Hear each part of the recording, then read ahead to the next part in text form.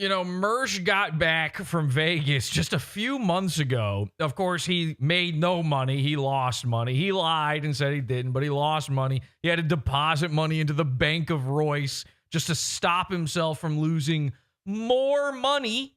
He cannot help himself. And ever since then, you know, with the car being repoed, all these cats he's got to take care of, all of these fake goo man responsibilities that he doesn't have, he has no money. And on top of that, he's now trying to hire a lawyer for a lawsuit against Rumble.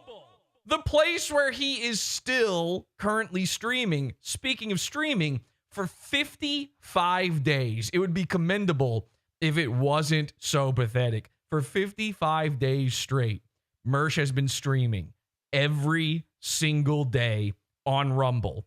But his winning streak is now over. I guess he has a little of that GAMbLA's fallacy because he kept going, and he thought he was going to make a little extra scratch off of this. I'm not kidding. This is real, by the way. I just saw this right before the show. His last show was 2 nights ago. He finally did not do a show last night. 2 nights ago, his show was 13 hours and 15 minutes long.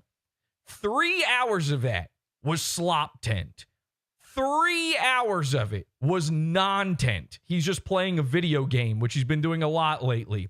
And then the final however many hours, I'm not a mathematician. The math ain't mathing right now. Sorry, I'm in the middle of a show. How many hours did I already say?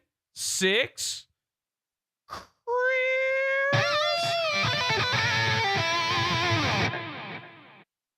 Anyway, the final 7 hours of his stream were just him being so drunk that he forgot to turn off the stream, and it's just the Rumble logo. You know, the company he's suing.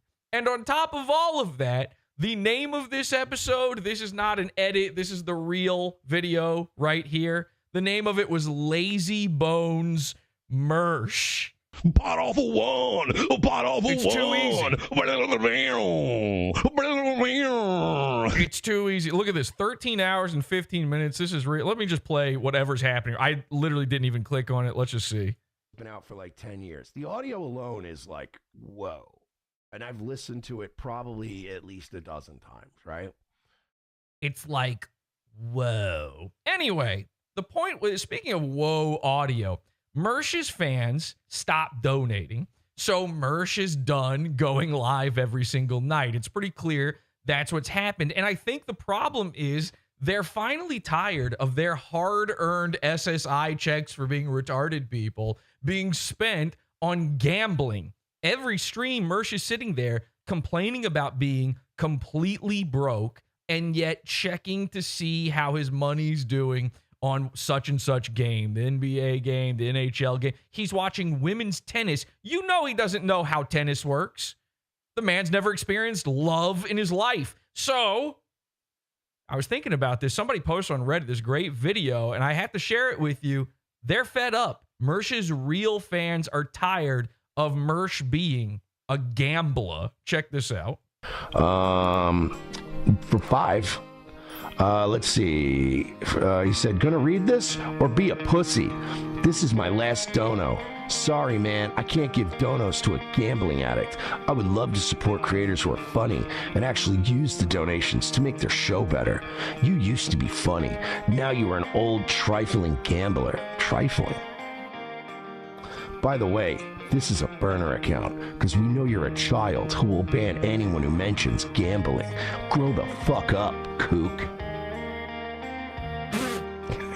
Well, I did read it. Wow. Yeah, he has to, or else he doesn't get the money. Ew. Trifling. Ew. Ew. You talk like a fag, and your shit's all retarded. Trifling? This nigga called me trifling. Also, if you hate me and you don't want to give me any money and you don't think my show is good, why would you give me money to tell me that? I mean, all right. Listen, man, you don't have to. You're not an airplane. You don't need to announce your departure. Oh! It's airport. Also, you made a burner account so you could insult me, but you used a burner account because you don't want to get banned because you're actually a fan of the show who's in chat? I'm sorry, but Nobody insults the queen. Do you not know how gay that is? So it's confusing, actually. So you still want to watch the show? Because, I mean, honestly, if you really hated me and you didn't want to watch the show or support me anymore, you would just come in here with your real name, say it with your chest out, and go, fuck you, bitch, ban me. You can say anything you want. Mersh has a lot of chest, so that But makes you sense. don't want to do that because you don't want to risk getting banned because you still want to talk in my chat because you still watch the show because you still love me. Oh. Thank you for the 5. I'm going to make sure I gamble it. I'm going to insult you using a burner account because I don't want to get banned because I still want to hang out here?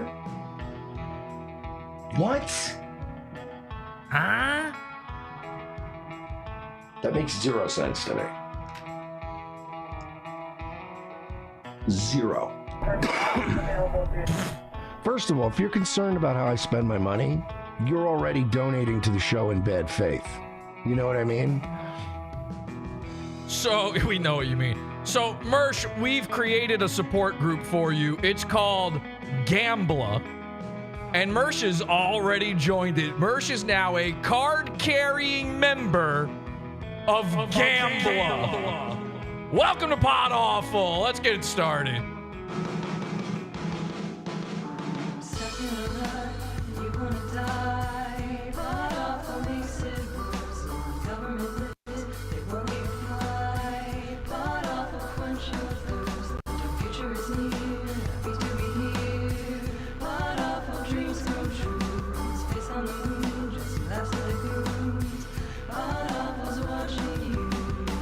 I have all of the markers for anything you could think of. Being a serial killer, child molester. I'm very grateful.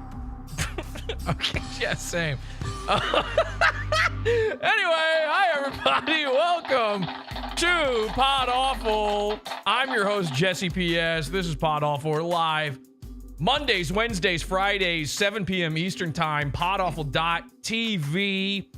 We got the chat room going here. People are saying, let's fucking goo. You know, speaking of, by the way, I apologize for all the audio issues at the top of the show. This is what happens when the goo's not warm enough. We got to get those likes in early, people. Hit those likes, and the goo will get nice and warm. We're also joined here by the henchman. Hi, henchman. Hello. Henchman.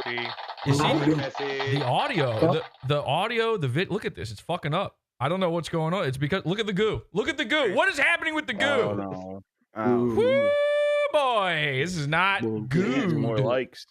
We do need more likes. Hit like, everybody. I'm a YouTube man now, so you have to hit like or else I will die. Of course, last episode of the show, our Pizza Fund only episode, although there was an hour of it for free where you basically got, you know, the whole story. You know the story at this point. Mersh is suing Rumble. And how is he doing it? He's doing it by contacting Milo Yiannopoulos. And I know what you're thinking. What?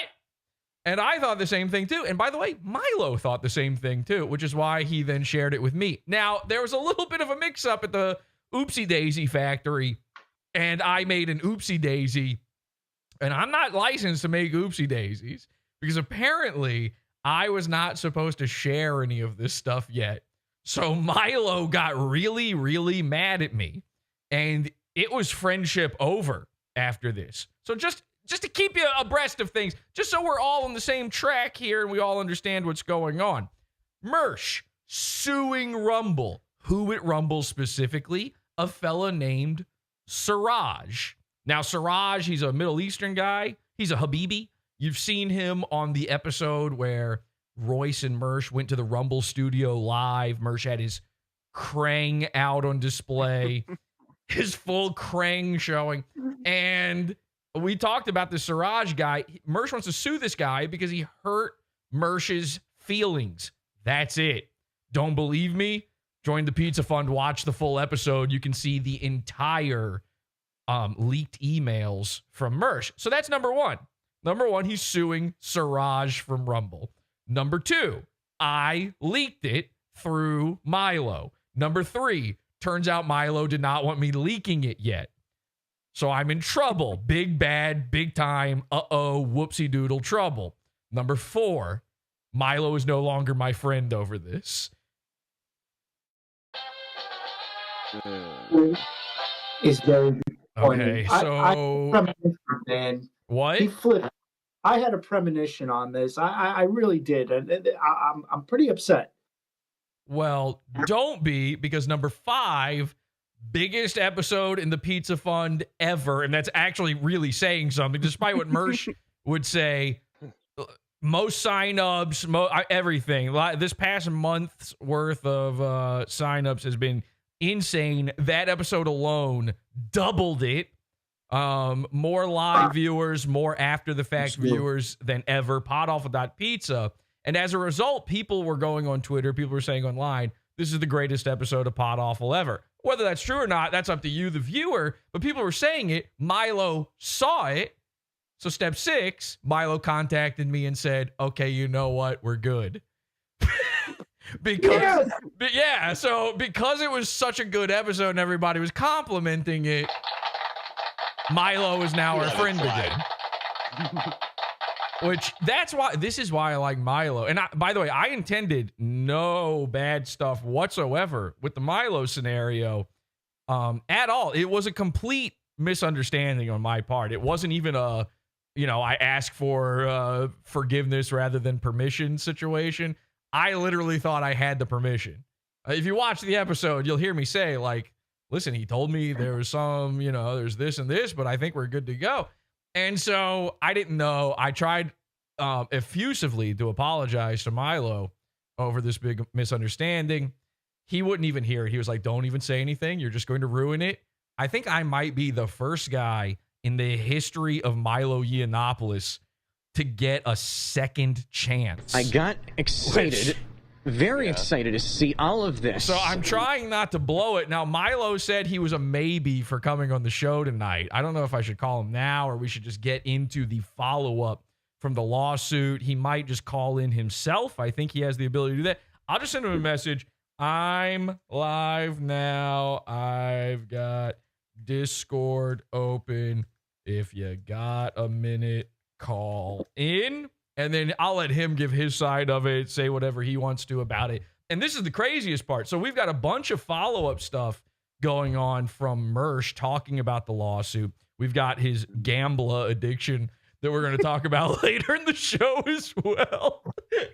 Don't spoil it. Don't say anything. But here's the other crazy thing going on. The Gooniverse, okay? The Goonopticon's been going off the charts for this episode because it's all tying back in together. Somehow, tonight on the docket, we've got Mersh, Milo, Ethan, Ralph, and Alex Stein. And it's all one storyline. This isn't just me randomly presenting shit to you. This is all happening right now. We have been driven into overdrive with goons. So I'm excited. So I guess we'll just go ahead and get into Mersh's follow-up here. This was, of course, clipped by Angie Edits on YouTube. Please subscribe to Angie. Take a look at this. So we were messing right after the show on Wednesday. I mean, the show basically just did not end for days, really. The show never ends if you're in our Discord, podawful.com/cult. We just kept going, even after the show. For free, anybody could have joined in and seen this. We went over to Mersh's Rumble, and we just started messing with him.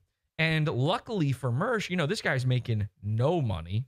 He's trying desperately to go back to Vegas. By the way, it's for WrestleMania. I'm a killer gorilla. Very cool. No, not very cool. Maybe the gayest, worst thing I'm a lolcow. I've ever heard, but he is going to WrestleMania. It just happens to be in Vegas. Oh, which one's the WrestleMania they're planning to go to? The one in Vegas. I almost think Royce is doing this to Mersh as a punishment. And then on top of that, I said this whole thing. I've been wrong for a while now about this one topic. It's the only time I've ever been wrong, even one time in my entire life. And after I admit to it, it's erased, and I'm not wrong anymore. That's how true. it works. If you own up to being wrong, wrong is gone. So I'm owning up, and then please never bring this up again in front of me or in front of anyone else. And seriously, don't write it down in your diary. I don't want any secret notes coming up after the fact. There's a war on the horizon. Then they release your diary, the diary of, I don't know, Mary Jacobs. I just looked at the first name I saw in chat. The diary of Mary Jacobs, which sounds like it's a reference to a different kind of diary that was released after a war, but it's not.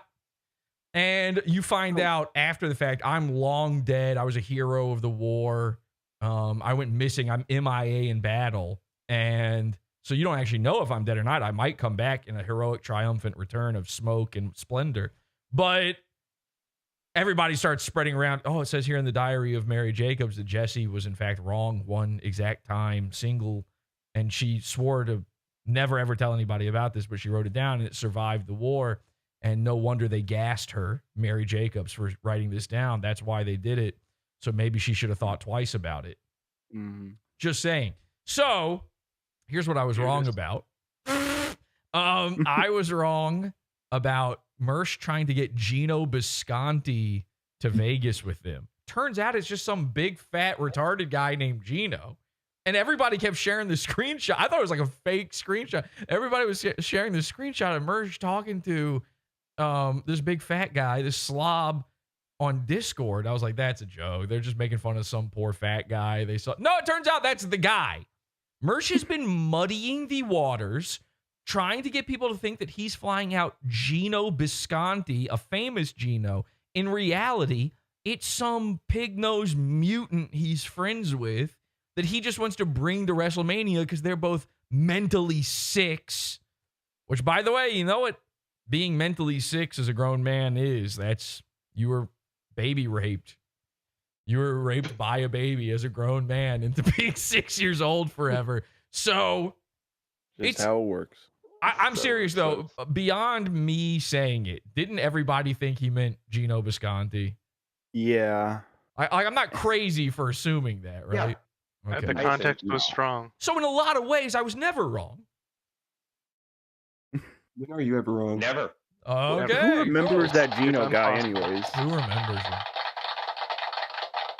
Anyway, so Mersh has been desperately trying to get funds together for this trip and to fly out his big, snub nose goofigan with him to see the men wrestle and lather up. And I like you. I don't like him, but he likes me. We are friends. He wants to see all of that go on. It's WrestleMania. Remember The Rock? So they want to go out and see that, and he's been fooling people into giving him money for it. Luckily for Mersh, we gave him a lot of money last Wednesday to get him to say things. Just to say stuff against his will and talk about the lawsuit and so on and so forth. Check this out. Again, from Angie Edits. It's not Angie's Random Edits anymore, by the way. It's Angie Edits. Find her on YouTube and sub, please. I don't know. People are like, you gonna sue Rumble? You gonna sue Rumble? I don't know, maybe.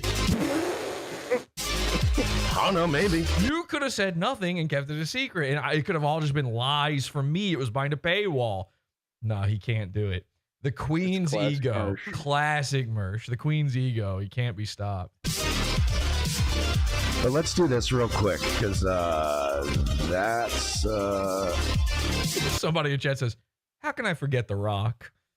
Honestly, they don't let you. He's in 1 to 3 movies every single year. That's a troll. That's a troll. So you can hear the intro music. This is the beginning of the show, and he's already manually. He doesn't even have mods willing to do this for him anymore because he's crazy. He's removed all of his mods. Yeah. He is so terrified of PODAWFUL and the trolls that he thinks his own moderators and his own top guys are now. This would be like if I was going, okay, let's start the show. I just got to get rid of Dirk and Glunt, and I've got you on screen. Why would I? So he's removed the chat from screen. He doesn't believe anybody exists anymore except PODAWFUL, and he is very close to right. There's a troll.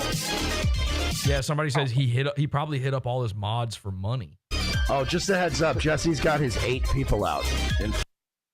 Okay, this number is going to increase, by the way, as he goes on. It was more than 8. I'll tell you something. If it was 8, there was only 8 other guys in the chat, too. This is Rumble we're talking about. The numbers are fake. There were total watching Mersh in chat where you can actually verify. Actually, this is even crazier. I don't even know how to bring this up. I know we're going off on too many tangents here, but we found out the other night we were watching Mersh again.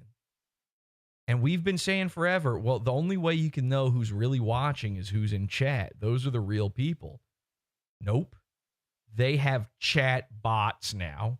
We saw some chats in Mersh's chat room that were so Indian, that were so out of this earth, out of this world, out of this first world, that they can, the only possible way a real human being typed them is if that person's fingers were covered in street poopy, okay? And I'm not kidding at all. There was psycho. Like, Dirk, were you there for this? Yeah, I saved a few of them. I don't fucking know where they're at, though. They It's were all right. crazy. We don't have to look at them, but there was one psycho girl who was real. But then there were these Indians replying to. Does anybody else who was here remember this? Jared, I think you were there as well. Yep. And it was, You weren't asleep? wasn't it the most insane, like absolute dog shit? The lady wasn't watching the stream. She was just like talking to herself, and then there are guys just replying to her. Yeah, it was like it was these reply, which makes you know that they're infinijeets, as my friend from Trash Radio says. These guys, because they're replying to the one girl, and the one girl is just saying, she's like, I got throat fucked the other day, and now I can't talk. I'm not kidding. She's saying that. Yeah, she did say that. And then the infinijeets are like, I also have a throat and fucking too as well. The stream is very good, sir. And you're like, what? I'm not kidding. This is really going on. And so this woman's like 60 years old, too. Yeah, every Mersh listener is a 60-year-old woman. It's crazy. It's like 100% throw a dart in Mersh's chat room. And if you don't hit an infinijeet, you're hitting a 60-year-old grandma. So unfortunately, you can't even tell who's real from the chat room anymore. We knew how many people we had in there. And by the way, it wasn't even many in there. There were like, I don't know, probably 20 of us watching. And 2 of us were not banned already. Like Mersh has already banned all of us. It can't even be 8. I'm banned. And yeah, we're all banned. I'm banned. Everybody's banned. So there were maybe 8 people. And again, half of those were not real. And those are the only people watching Mersh. Full force tonight. The other half was Zen Rhino. The other half was what? Zen Rhino. Yeah, well, he does take up a lot of half. Yeah. You know, much like the actual rhino, Mersh's audience is an endangered species. So I got to get that. That bomb. I need that as a drop. That was actually pretty cool right after I said that. I was like, endangered species. That's pretty good. Yeah, you need to steal that. Let's have some fun tonight. Let's have some fun. Jesus Christ, Mersh.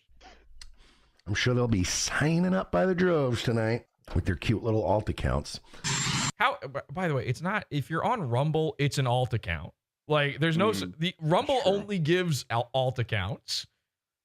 If you're on Rumble, you are now on the alternative to YouTube. Everything's an alt. Your entire channel is an alt account. Milo's lawyer for 5. Did you see the leaked emails between you and Milo on PODAWFUL tonight? I haven't, but I didn't really tell him much. Everything I told him is kind of already knowledge that. Booyah, confirmed. It's real.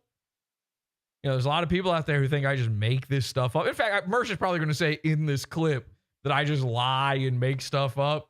And then every time Mersh just confirms it's real. He didn't even have to do this. Anybody could have pieced together from watching the show or just asking me. So it's not like he's got any there. So what? I reached out. Obviously, dumb move. What am I going to do? It's I'm Dr. still Pepper. pursuing It doesn't it. taste that good, man. No, it does not. I'm just not going to pursue it the way I was Bet pursuing you it. miles ahead of this It garbage. is what it is. Pretty gay. Uh-oh! Yes, it is what it is. Let's hear that one more time. Pursuing it. Just not going to pursue it the way I was pursuing it. It is what it is. Pretty. I don't want to spoil, for the people who haven't seen it yet, I don't want to spoil the Primo ep from last week. You got to watch that, okay? But the fact that he says this in this moment killed us. When we watched this live, it killed. The goons can never stop. It is what it is-ing us. It is what it is. It is what it is all day. It's the eternal goon cope. It is. In fact, I've got a song about it here. Oh, wait, I forgot. Let's take a listen to this.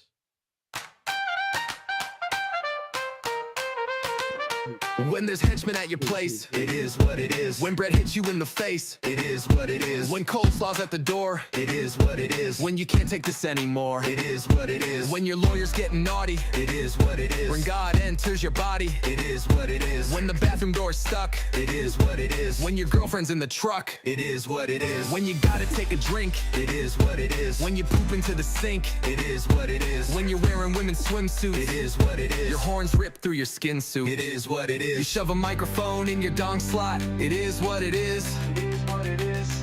You're not done with these kids by a long shot, it is what it is. It is what it is. When your stream gets a porn bomb, it is what it is. You're caught fucking your own mom, it is what Chris it Chan. is. The bank is being weird, it is Mersh. what it is. You wear a strap-on beard, it is Beardson. what it is. Your car just got repossessed, it is Mersh what it again. is. You claim everyone else is obsessed, it is Mersh again. Your streaming service kicked you, it is what Mersh it again. is. The pickle man just tricked you, it is All what of it them. is. When you drop by Pizza Hut, it is what it is. It is what it is. You like fingering a butt, it is what it is. Shout out It is Even. what it is. You got kicked off a Streamlab, it is what it is. When they send you back to rehab, it is what it is. It is what it is. You're dealing with stream sniper, it is what it is. You just filled up your diaper, it is what it is. Caught sitting in the cuck chair, it is what it is. You don't have too much hair, it is what it is. You're dealing with the catfish, it is what it is. What you think about that, bitch, it is what it is. Because at the end of the day, it always is what it is. It is what it is. You can always cope, knowing you're a dope. A simple phrase is erases, covers all your bases. Any mistake that you could make is explained away by one simple phrase. Use it at the end of your days. It is what it is. But what if it's not? No, it is. No. What if it's not? Then what do you do? Oh. But what if it's not? Ah!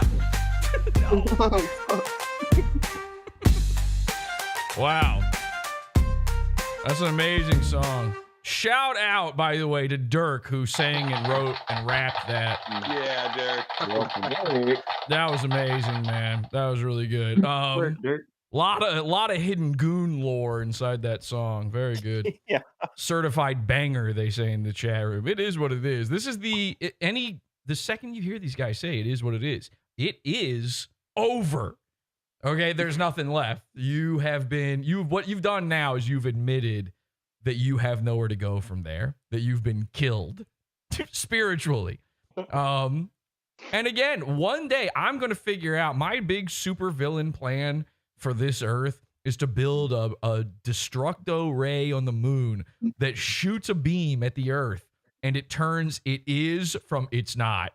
And they're not going to know what to do. It's eternally the beginning of the day and there will be no way to cope. It's an anti-cope shield.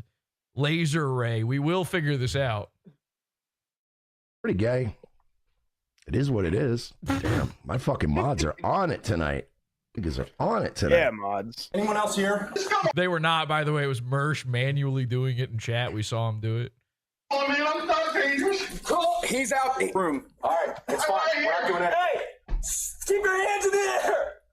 Hands in the air. Get your mask. Get in here. Get your mask. Milo's lawyer guy again? What happened between you and Milo? There was some lawyer involved. Can you elaborate on it some more? No. Oh, shit. I'm sorry. I'm not showing it. Why didn't you guys say something to me? Jesus Christ. I like looking at me. Yeah, that's a good point. I shan't and I won't. I mean, it's kind of gay if Milo did. Milo's lollier, he said, Get in by here. the Get your way. mask. Milo's lawyer guy again? What happened between you and Milo? There was some lawyer involved. Can you elaborate on it some more? No. Elaborate. I shan't and I won't. I mean, it's kind of gay if Milo did what he did. Close if you enough. say he did that, that's fine. That's kind of gay. But Well, how else would it have had? I mean, how would I know about any of this unless Milo did it? Right. I love that he's leaving a little bit of wiggle room in there to still feed off of Milo's clout. as far as like, no, there's no lawyer involved. Nothing happened. The last contact I had with Milo, hand to God, was... and by the way, when he puts his hand to God, remember, one of those fingers is down. As above, so below. There's a satanic sort of bent to his... Yeah, it's not good. when Milo's cat went missing. This is a guy who had a satanic wedding, probably. The legitimate, like... Flaming sword and everything. Milo's cat went... The last contact I had with Milo was me reaching out because I'd woken up one day and I saw the Milo cat drama. And I saw his cat was missing. And it was a big reward and all that. And I'm like... And he's like... he's fiending, hyperventilating. I don't care about a reward, but like, you guys know... Oh, yeah. By the way, the reward is $25,000. You're going to... he cares about the reward. Of course he cares about the Remember reward. $375? It changed his life. I'm not even going to sneeze at that reward. And I'm not like sitting here begging for money every single day for 55 days straight. I am about people's pets and cats and shit. So I reached out and I DM'd him and I'm like, is this your cat that's missing? And he was like, yeah. And I was like, okay. I was like, I know a bit about cats and I've done a lot of cat rescue stuff, like at least enough to know the basics. So I wrote him basically just a list of instructions. Yeah, you managed to. And by the way, it's not rescuing a cat to trap it and then put it inside someone else's house. Cats can live outside. They're not. It's not like somebody bred, a pug and it has no way to fend for itself. It's completely different for a cat. Cats should live outside, by the way. They're fucking disgusting and they're filling your mind with worms. So I was like, yeah, just put your shit out. Except for Milo's cat, who is probably hypoallergenic and he's probably the most expensive cat that ever existed. Your shoes, whatever. It and gives then him ivermectin. Yeah. Milo himself Russian blue. takes ivermectin, so he should be complete. He takes it to stop being gay, so he should be completely shielded from toxoplasmosis as well. You know what I mean? Like if you can You know what I mean? do that, You might end up finding your cat like sleeping on your shoes. Like, it's basically all I said. I was Oh like, my God, remember the new thing that we do when we watch Nightwave where I just sit there and Max, dude, that was I so funny. Mersh headroom him. I hope I wish he was live right now so I could show you what I'm talking about. It's so much fun. yeah, man, like fucking, here's some advice. You could do this. And then I said, I'll post. And I did. I posted in a few groups in that area. Like, hey, keep an eye out for this dog. That was the last chat I had with him. So I don't know. For this dog. This is the cat guy, and he didn't even get that detail correct here. This dude's so used to lying, he told you Milo's cat's a dog. All right? Alone in the world is a little cat dog. Like what happened beyond that, but it is what it is. All right, and I got a song for that, by the way. When there's henchmen at your place, it is what it is. When bread hits you in the face, it is what it is. When coleslaw... I'm not going to play the whole thing. You know what I mean? People, You know what I mean? It is what it is. You know what I mean? At the end of the day. People suck dick, sometimes figuratively and literally. Prawn for 5 said, why do you sue people who give you money? Literally 90% of lawsuits involve people that gave people money. Where did this figure come? 90% of lawsuits involve people who give people money. That's not what most... This is Mersh's idea of a lawsuit because Mersh has now twice tried to sue his employers. So he's like, oh, as far as I'm concerned, listen, I got 2 crossed eyes and they're both looking at 2 lawsuits where a guy sued his employer. I don't know what it means. You know what I mean? I think this is why Royce can't get rid of him. Mersh is gonna sue him. Mersh will sue him. He's like, fine. Royce is dead. And remember, Royce is not suing Rumble. It's the craziest part in all of this. They are in a business together. The business that Rumble was a part of is Revenge of the Sis. That instantly puts Royce and the other little goblins they've got working for them in the crossfire. They're all now, whether they jump in with Mersh or not, they're now a part of it because it's a business thing. And he specifically says in the email, it's a business thing. I understand your question. Very childlike, retarded question, but okay. Anyway, time to go watch wrestling. Ooh, the big men. Ooh, the big men. I like the big men, Mommy. Mommy, I miss you. Where did you go, Mommy? Oh, you're dead. I like the big men. That was the most childlike question I've ever heard in my life. Really? What about the question of, can I fuck you in the ass? I'm a rented baby. Would you sue somebody who gave you money because they didn't give you enough money? Or that is why Mersh sues people, yeah. He's going to sue his chat room one day. He's going to be like, Zen Rhino, sorry, bro, but I'm going to see you in court. You gave me $12? Does that sound like 15? And then after Rumble's cut? I mean, you know what I mean? It's something to violate your agreement. Like, there's many reasons why. Yeah, most lawsuits involve. Yeah. I mean, the thing is, here, I'm going to tell it like it is, guy. You see, the thing is, he is doing this retard hand that he's been up to lately it's flashing up more and more often. And I'm starting to get really worried. Dirk, you said before the show, you don't think Mersh is long for this world. This is it's getting too scary, honestly. Doing this show tonight is actionable legally. I'm pretty sure. First the criminal, then the civil. Speaking of people that give each other money, you fucking retarded neat faggot. Whoa! And of course, we show that there is hatred in this world. We're a news program and we don't agree. And the views expressed in Nightwave Radio, a trademark that I own, do not reflect my own. How would you look a gift horse in the mouth? Like, shut the fuck up, you disingenuous retard. Whoa, come on, man. Who is that? So, Mersh is coping. It's like a cope laugh. When his cheeks start enveloping his mouth as he laughs, he does this thing where he starts pulling in his lips and then his cheeks come in too. I can't even do it because I'm already just a big fat guy that looks like that. But when you see those lips curl in, those fetal alcohol syndrome, no filtrum lips, Mersh has no filter and he's got no filtrum. Welcome to Nightwave Radio. You know what I mean? That's the tagline of the show. When you see those lips start to curl in, it's him dying on the inside. Because now he's got to sit here and play whatever dumb non-tent videos he's got queued up for these idiots. And he's thinking about us now. He doesn't want to be thinking about us during this. Literally every lawsuit in history involves the exchanging of money.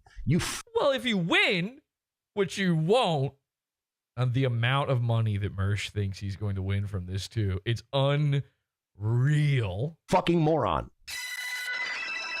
Why would you sue people to take care of you and give you money? Like, usually I'd just tell my parents to get a different kind of cereal. Okay, I guess you live in that world. The world where you have parents. Yeah, a lot of people do, Mersh. Unfortunately, your dad was the town lolcow. I'm a lolcow. So Royce's parents had a trust fund, and now Mersh has been cut off from the trust fund, I bet. The Bank of Royce. Oh, yeah, Zen. As always. Going a little hard in the paint tonight, boys. Like, the Radio guy, I don't know who that guy is. Shout out! Yeah. There's a dude pretending to be Dirk in the chat. It wasn't even Dirk. I have no idea why. Radio is obviously a reference to Dirk. Have you used that username somewhere before or something? Radio? No. Okay. Well, I don't know why, but we're all positive that means Dirk. He probably did fuck something up. But why are we getting rid of Zionist Cuck? That guy's been that guy belongs here, obviously. In the chat for a while. Both Zionist and a cuck. Got to get him back in my lap here in the cuck content corner. Like, I don't know why you would zap that guy. Like, I don't know if we might have to start pulling wrenches here. People are getting mad. Like, the mods have been on. There's like 2 mods left at this point, and he's like, I don't know. Shit tonight. Sorry, Zen. Yeah. But they might be getting a little too carried away. As Triple N said, I did. He called your mom a Zionist cuck. Well, that's the problem. Is My mom is a Zionist cuck. Bring him back. you shouldn't have banned him for that. My mom was a Zionist cuck. I'm just saying that felt unfair. I'm undoing that. Yeah, we got to undo. Yeah, Tom Gully in chat. This is crazy. Everybody knows Tom Gully. I'm Tom Gully, and you're watching Is This Live, the show on the PodAWFUL TV network. PodAWFUL.pizza. Tom Gully, the voice of PodAWFUL. He's in chat. He says, I have parents. That's crazy. Mersh Mersh didn't have parents in his 30s. Okay. Tom Gully he should be a grandparent by now. There is no way. How old must Tom Gully's parents be? 2 million? 6 million? 6 million? Not one more, not one less. Yeah. There's no, I mean, his parents signed the Declaration of Independence, for crying out loud. Like, they should not still be here. That's a great point. Thank you for bringing that up, Tom Gully, that you have parents. and you know, the other thing is, you look at Tom, and this is no offense at all. We love Tom. There's no offense at all to Tom, but you look at Tom, you go, that guy probably was born without parents. You know, you would assume he was hatched from a rock or some sort of, you know, a geode decided one day it was struck by lightning and it gave birth somehow, and a man shambled out and went, what's it to you? And you go, okay, I guess that's just part of our world now. And then that guy somehow has the nerve to say that Sasquatch isn't real, but whatever. We got to undo the Zion. I'm vetoing the Zionist cock thing. The radio thing, too. I'm going to He says his parents are in their 80s. My dad is in his 80s, so that's fucked up. All right, because Tom... Adam Young. How old is Tom? Like, Tom was around for the pyramids. He's in his 60s. You can't... in his 60s? Yeah. Whoa. Are you sure?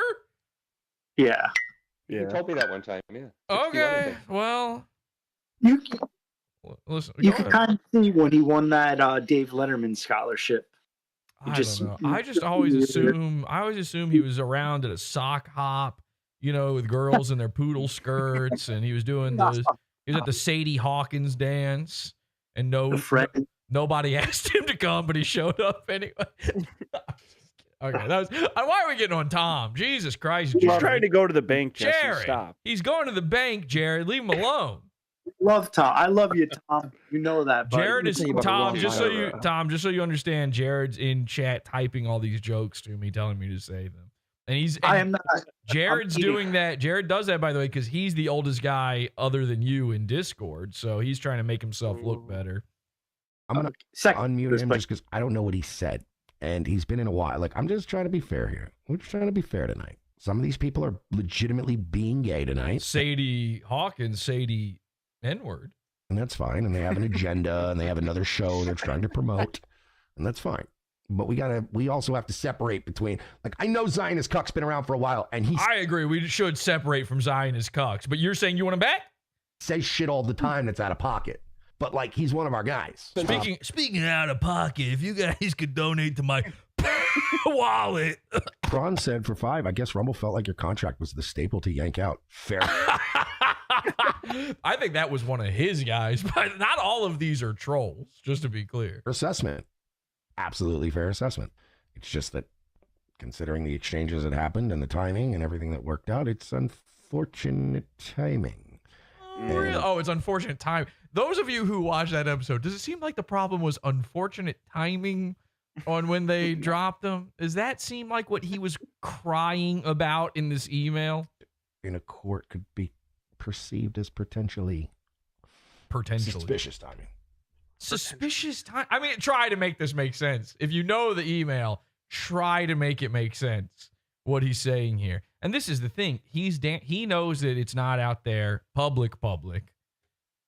I have to be careful about saying that it's not public. I told Milo, I was like, it's not public. It's behind the paywall. He's like, that's public. I was like, I think of that as being not public, me personally. But in Mersh's mind, this thing isn't out there wide yet. There's not a lot of people, and not everybody's seen the email. And so he knows he can dance around the topic a little bit. He can sort of do a little soft shoe, sock foot waddle around the topic and make it sound like he's got a legit complaint. Well, he doesn't have a legit complaint.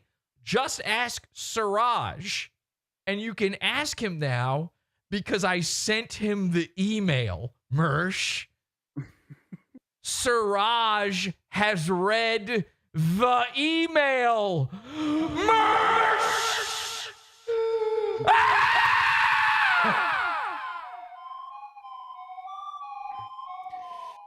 We'll come back to that. Whew. Prawn for 5 just said, why isn't Royce suing Rumble for not being on the front page? You'd have to ask Royce, bud.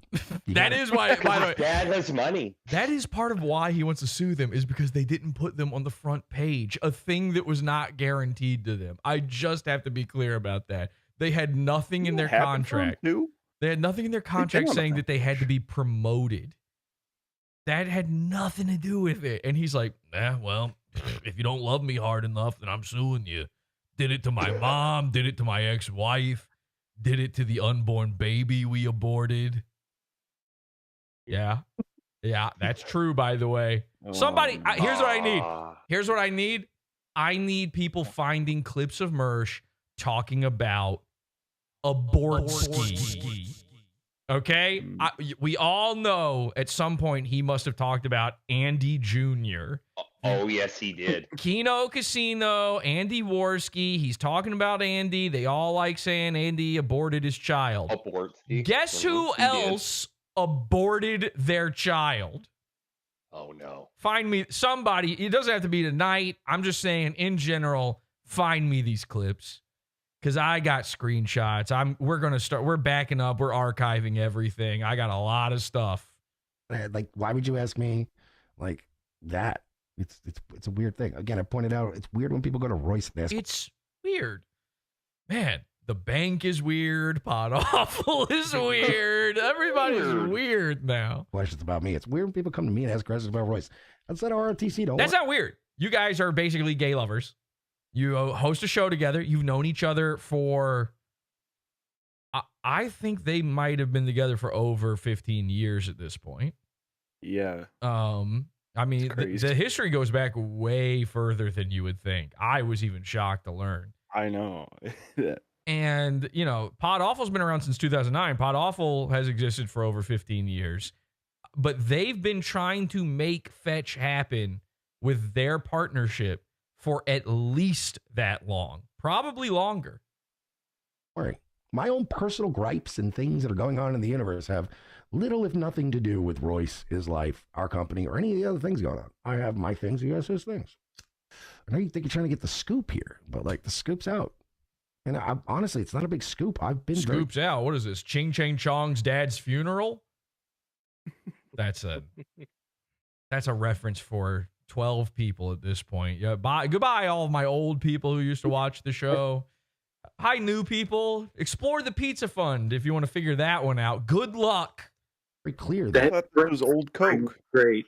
What'd you say, Jared? The brain scooping was a great episode. Ching Chang Chow. Ching Chang Chong had a dad, okay, just like Mersh. And then just like Mersh, he didn't have a dad no more. And apparently, and I didn't know this, in the Vietnamese culture, when a guy dies, you scoop him. You scoop him out. We can't go any further into it. Let's keep watching. Things were said, things were done. I mean, obviously somebody went above and beyond in leaking out extra shit, but besides that, it's already been out. Hi! It's nothing about what's going on tonight spoils what I'm still gonna pursue what I'm pursuing. It is what it is. Shit, dude. We fucking hit the hat trick on this one. God damn. There's not enough is left at this point. Your is what it is running out. Would you wish to continue? It is what it is. It is what it is. It is what it is. It is what it is. Besides, these are all PodAWFUL people. Oh, okay. Well, then just throw away the truth, I suppose. Since I have the leaks. What is that going to mean in this case? I have documented evidence of everything that's being said.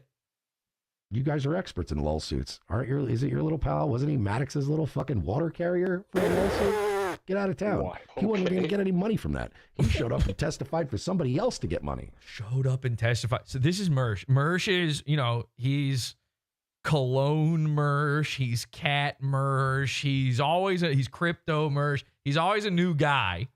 And Mersh is sometimes legal Mersh. And Mersh has been sitting there in his mind for months now, secretly behind the scenes, having it in his head, the idea that he is going to take a witness stand. You know, he's picturing the big legal drama. He thinks it's going to be Phoenix Wright, and there's going to be text on screen while a guy dramatically points. And he thinks he's going to be on the witness stand, and somebody's going to do an objection, Your Honor, and he's going to prove to them that Siraj was so mean to him on Rumble that he deserves $50 million.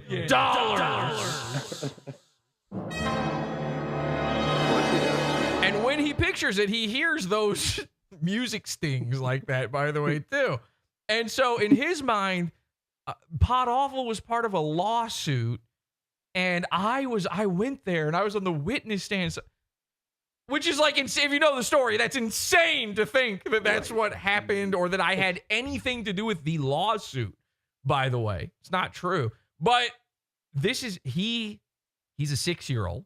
He thinks the wrestling is real. He thinks that when you go to court, it's like the TV, you know, where you get to sit there and plead your case and give your sob story. And in reality, when you go to court, they're like, all right, it says here you're gay. Case dismissed.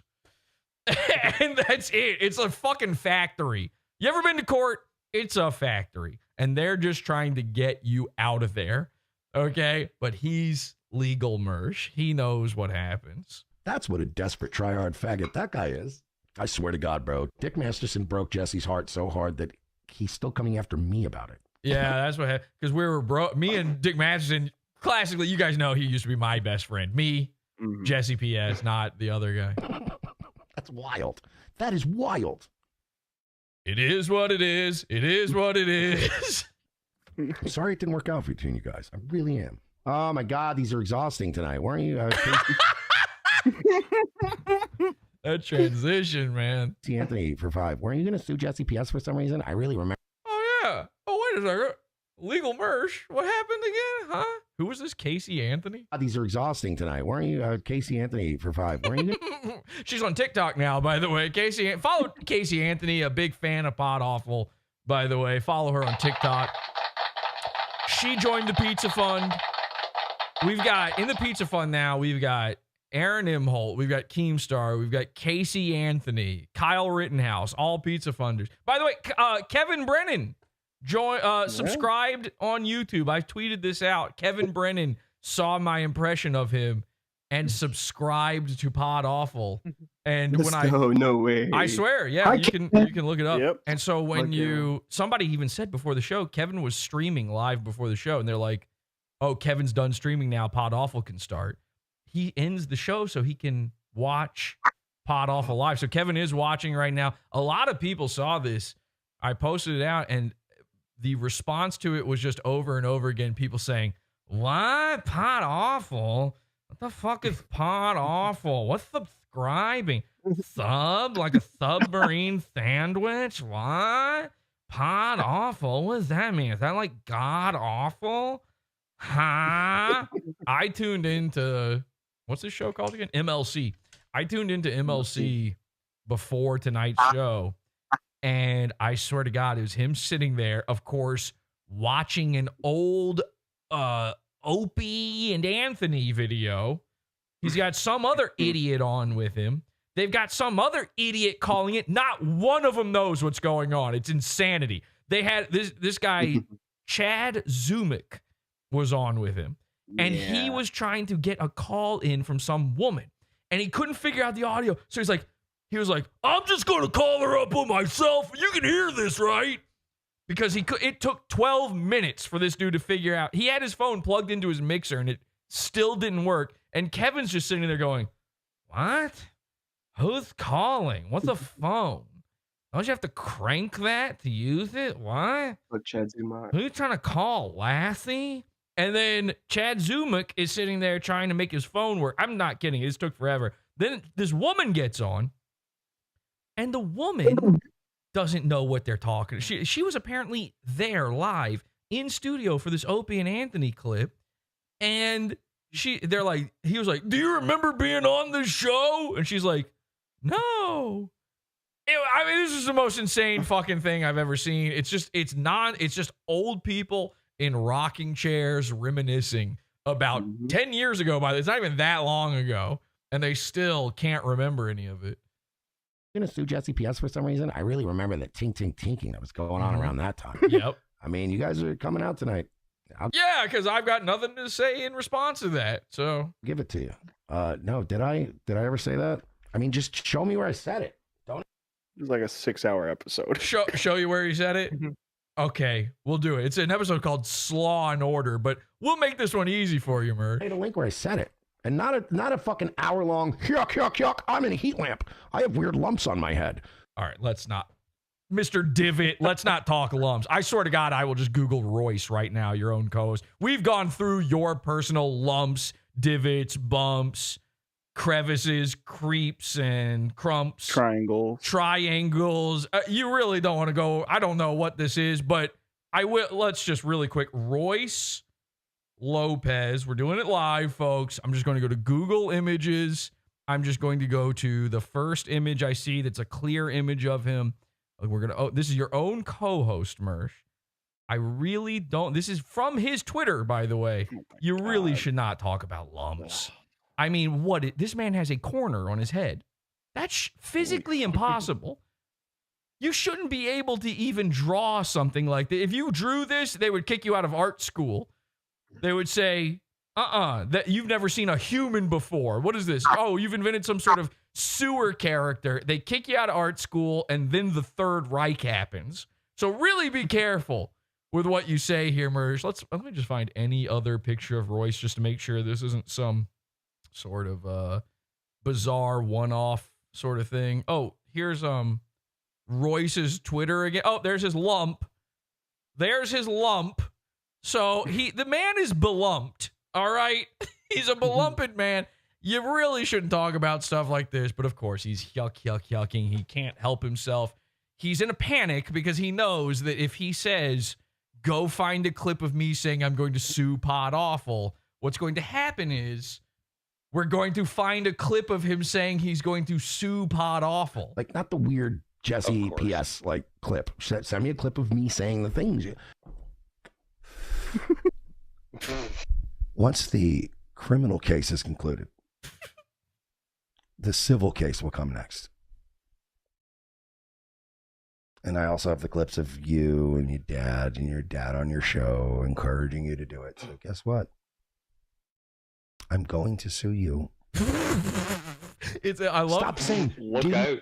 It's right there, but I love how Angie included the transcript just to show you line by line. It actually keeps going. He did this for 4 hours. 4 hours. He said he was going to sue my dad and me because of comedy.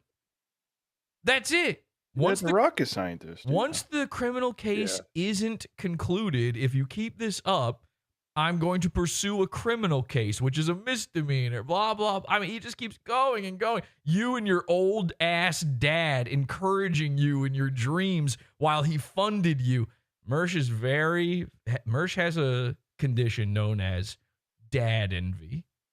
All right. And what it is when a guy's dad was always shit and then dies, you're not allowed to have a dad around that guy anymore. You should never bring up that you have a dad. You have to be careful. It's a minefield talking to a guy who's lived the dadless life that Mersh lived. Black guys have known their fathers better than Mersh knows his dad. Okay? True. I'm going to sue you. Stop saying, didn't you, and then pay $5, because I'm done reading $5. Didn't you once? You should be taking every donation you can get, man. Didn't you once dig up a clip of me saying it and then pay the $5? And then Prawn said, I can't imagine watching this stupid video when you're suing the company that tried to give you a chance because you blew it. They didn't try to give me a chance. You don't know what's going on. And that's fine. And I know this motherfucker's going to try to be cute later and try to I'm going to dispute the, because that's the other reason too. Because PODAWFUL people, if you don't read their shit, they'll go, you didn't read my shit. But if you read their shit, they also always try to refund their shit from you. and it never works. Lightsaber, do I want to see light? There's a reason he's reading these, and it's because it works. Okay, if it didn't work, if the refunding thing didn't work, then he wouldn't be sitting there. He just ignore them, obviously. And here's the thing: is we do not actually charge it back unless he doesn't read it. And I'm sorry, but what the fuck is a super chat if you don't read it? It's not. They're not donating. If it was a donation, we would have sent it on PayPal. We would send it to your Venmo, your Cash App. No, it says, put a message here, and I'll read it for money. That's what it is. This isn't a stingy thing. Just read it. Dance, monkey boy. Shake them gullies and show me what you're working with.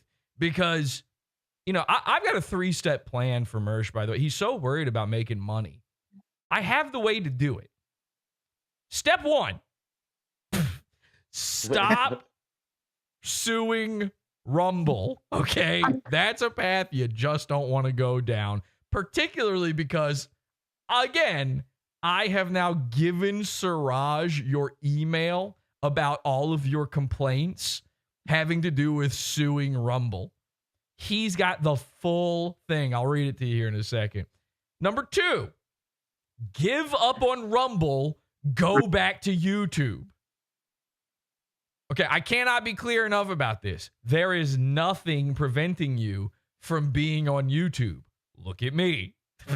We do this over and over and over again. You've never not been allowed to be on YouTube in reality. In reality, I'm not even sure Nightwave, which was actually kicked off of YouTube at this point. I don't even believe that. We know they lied about it with Revenge of the Sis. They had to take down their YouTube because it was in their contract with Rumble. Number 3. After coming back to YouTube, what you need to do is the Kevin Brennan approach. Huh? Who? Who the fuck is Kevin? Do you mean Neil Brennan? My brother? Even he doesn't know who he is. You need do the. This is what. There are 2 types of lolcow. Okay. There is. All lolcows lack self-awareness. Obviously. However, there is one exception. And this is what takes the great lolcows and keeps them great. And this is what takes the lolcows that everybody is just constantly fucking with and kind of makes them passe. This is where that dividing line is. Some lolcows are capable of self-awareness of their lolcow status. Now, they never accept being a lolcow. You can't be a lolcow and accept it. They will always deny it. However, they will figure it out, understand it, and monetize it. And we all know this. We all know Boogie does this. Perry Caravello does this. What's his name? Gothic King Cobra to some degree does this. Kevin Brennan does this. Stop banning people. Okay, now obviously I'm going to say that. I'm the troll. I want to be able to do whatever. I'm telling you, people will send you money. Who cares what they say? Read it, show it on screen, accept the money, laugh all the way to the bank. Who wins in that scenario? And this is, by the way, how you kind of kill some of your lolcow cred is by doing this. And then it makes you boring. It actually ironically makes it harder for trolls to fuck with you. Once you're just not banning anybody or accepting every super chat and reading them, because then you're not doing the one thing that makes people want to poke you, which is freak out about the poke. Mersh, you have an opportunity here. There are 2 paths you can go down. And in the long run, you will not choose the correct one. But you are at a precipice here. Things are about to go either really, really bad for you, or you can take the reins. I'm begging Mersh, and I'm not even joking about this at all. I'm begging him. Go back to YouTube while you still have a tiny amount of people watching you on Rumble. Get every one of them into subscribing to you on your new YouTube account to hit that 1,000 goal of subscribers so you can monetize, open up those super chats and never look back. That's it, man. By the way, it also propels you into being better known. You are dying on Rumble. Rumble is where a streamer goes to either die or be accused of rape. And obviously that one's never happening to Mersh. That would be a better deal. But he's never getting the Russell Brand treatment. He's never getting the Dr. Disrespect treatment. Dr. Disrespect got to open up his YouTube again, and then YouTube featured him. he tried to rape a kid. So maybe, just maybe, try it. I'm throwing it out there. Now, of course, every time I ever give advice to the goons, what do? Nothing. The opposite. They never take it. So I feel like there's no harm in doing this whatsoever. But we would be sending you, like, half my paycheck would be going to Mersh if I was allowed to send him super chats. I'm not. I'm blocked on everything. I can't do, even on PayPal, I can't send him super chats. So there's no charging back or anything as long as you're reading them.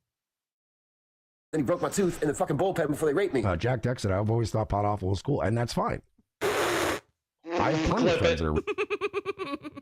Yeah, he got Mersh to say it. Fucking bullpen before they raped me. Jack Deck said, I've always thought Pot Awful was cool, and that's fine.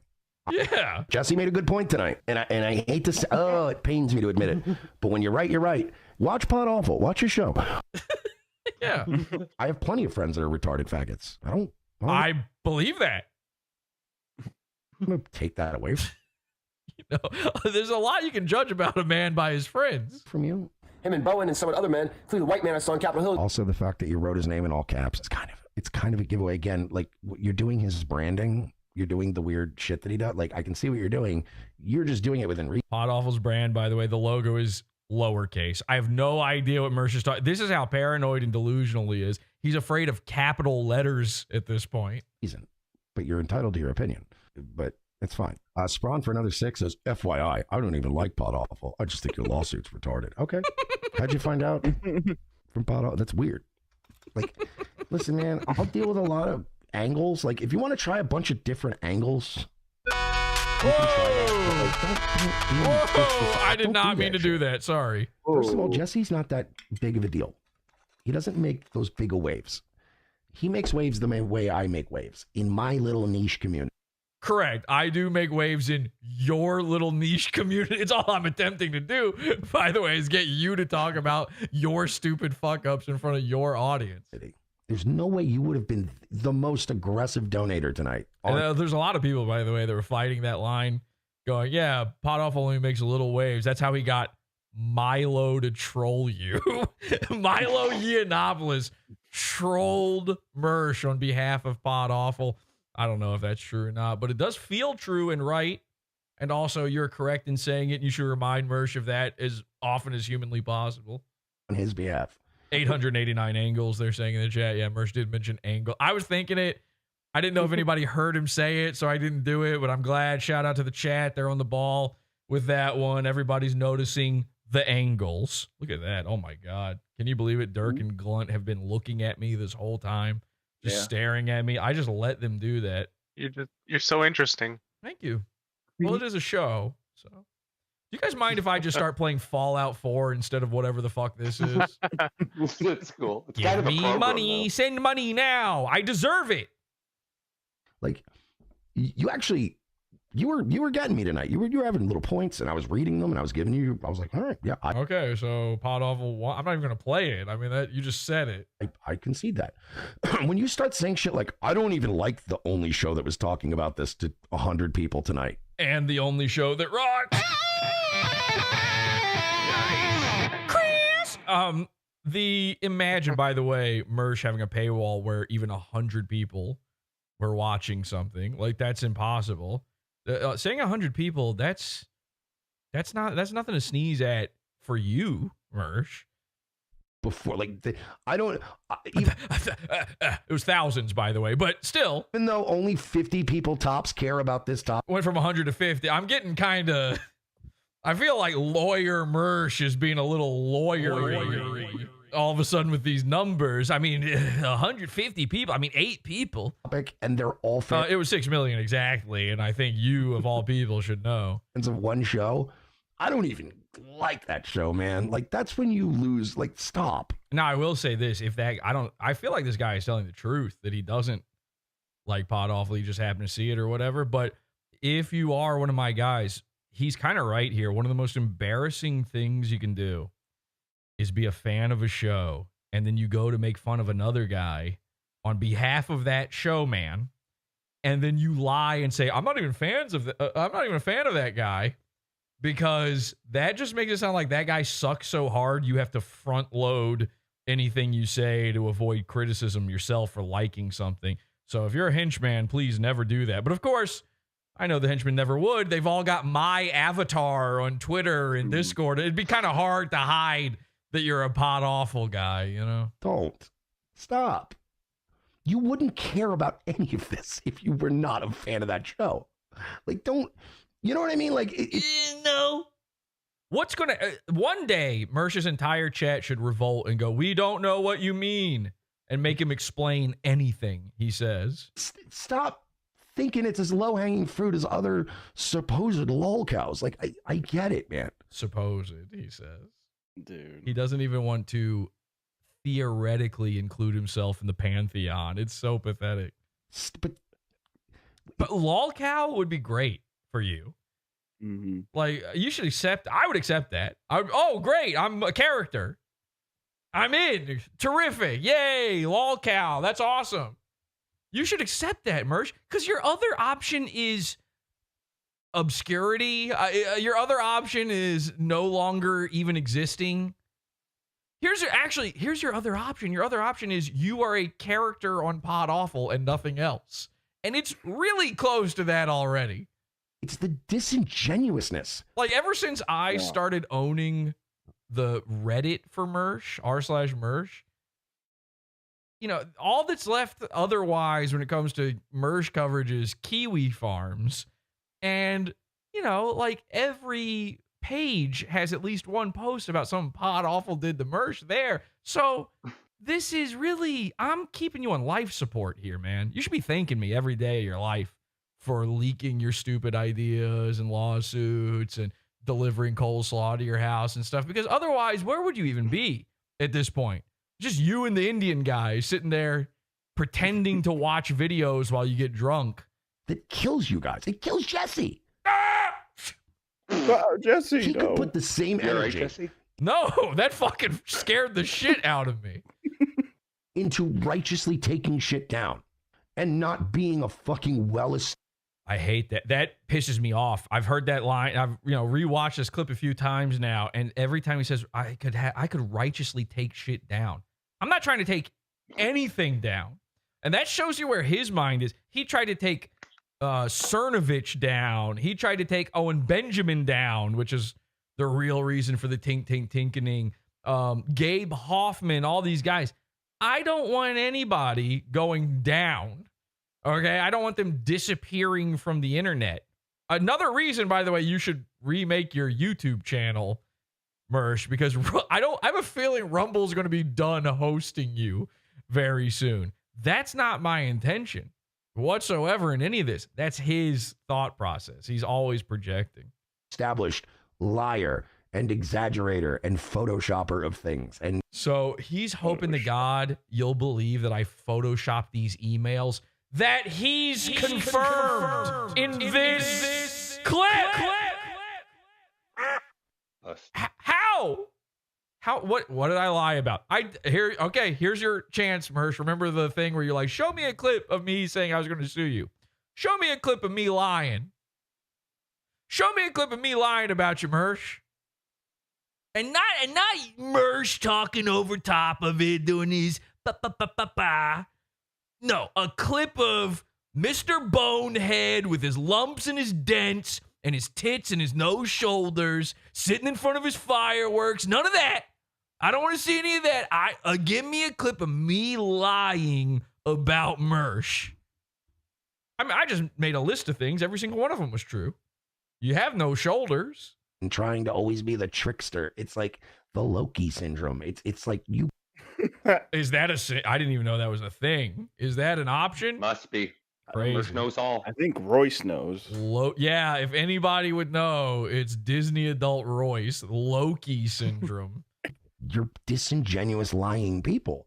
Eventually, the word gets out. Whoa, am I a rootless cosmopolitan too? What do you mean, people? You go, well, it's just coming from the guy put his like he's a smart dude. Okay, I like where this is going. Jesse made a good point tonight, and I hate to say, it pains me to admit it, but when you're right, you're right. I'm liking where this is going. Okay, smart guy. What else? He's a funny guy.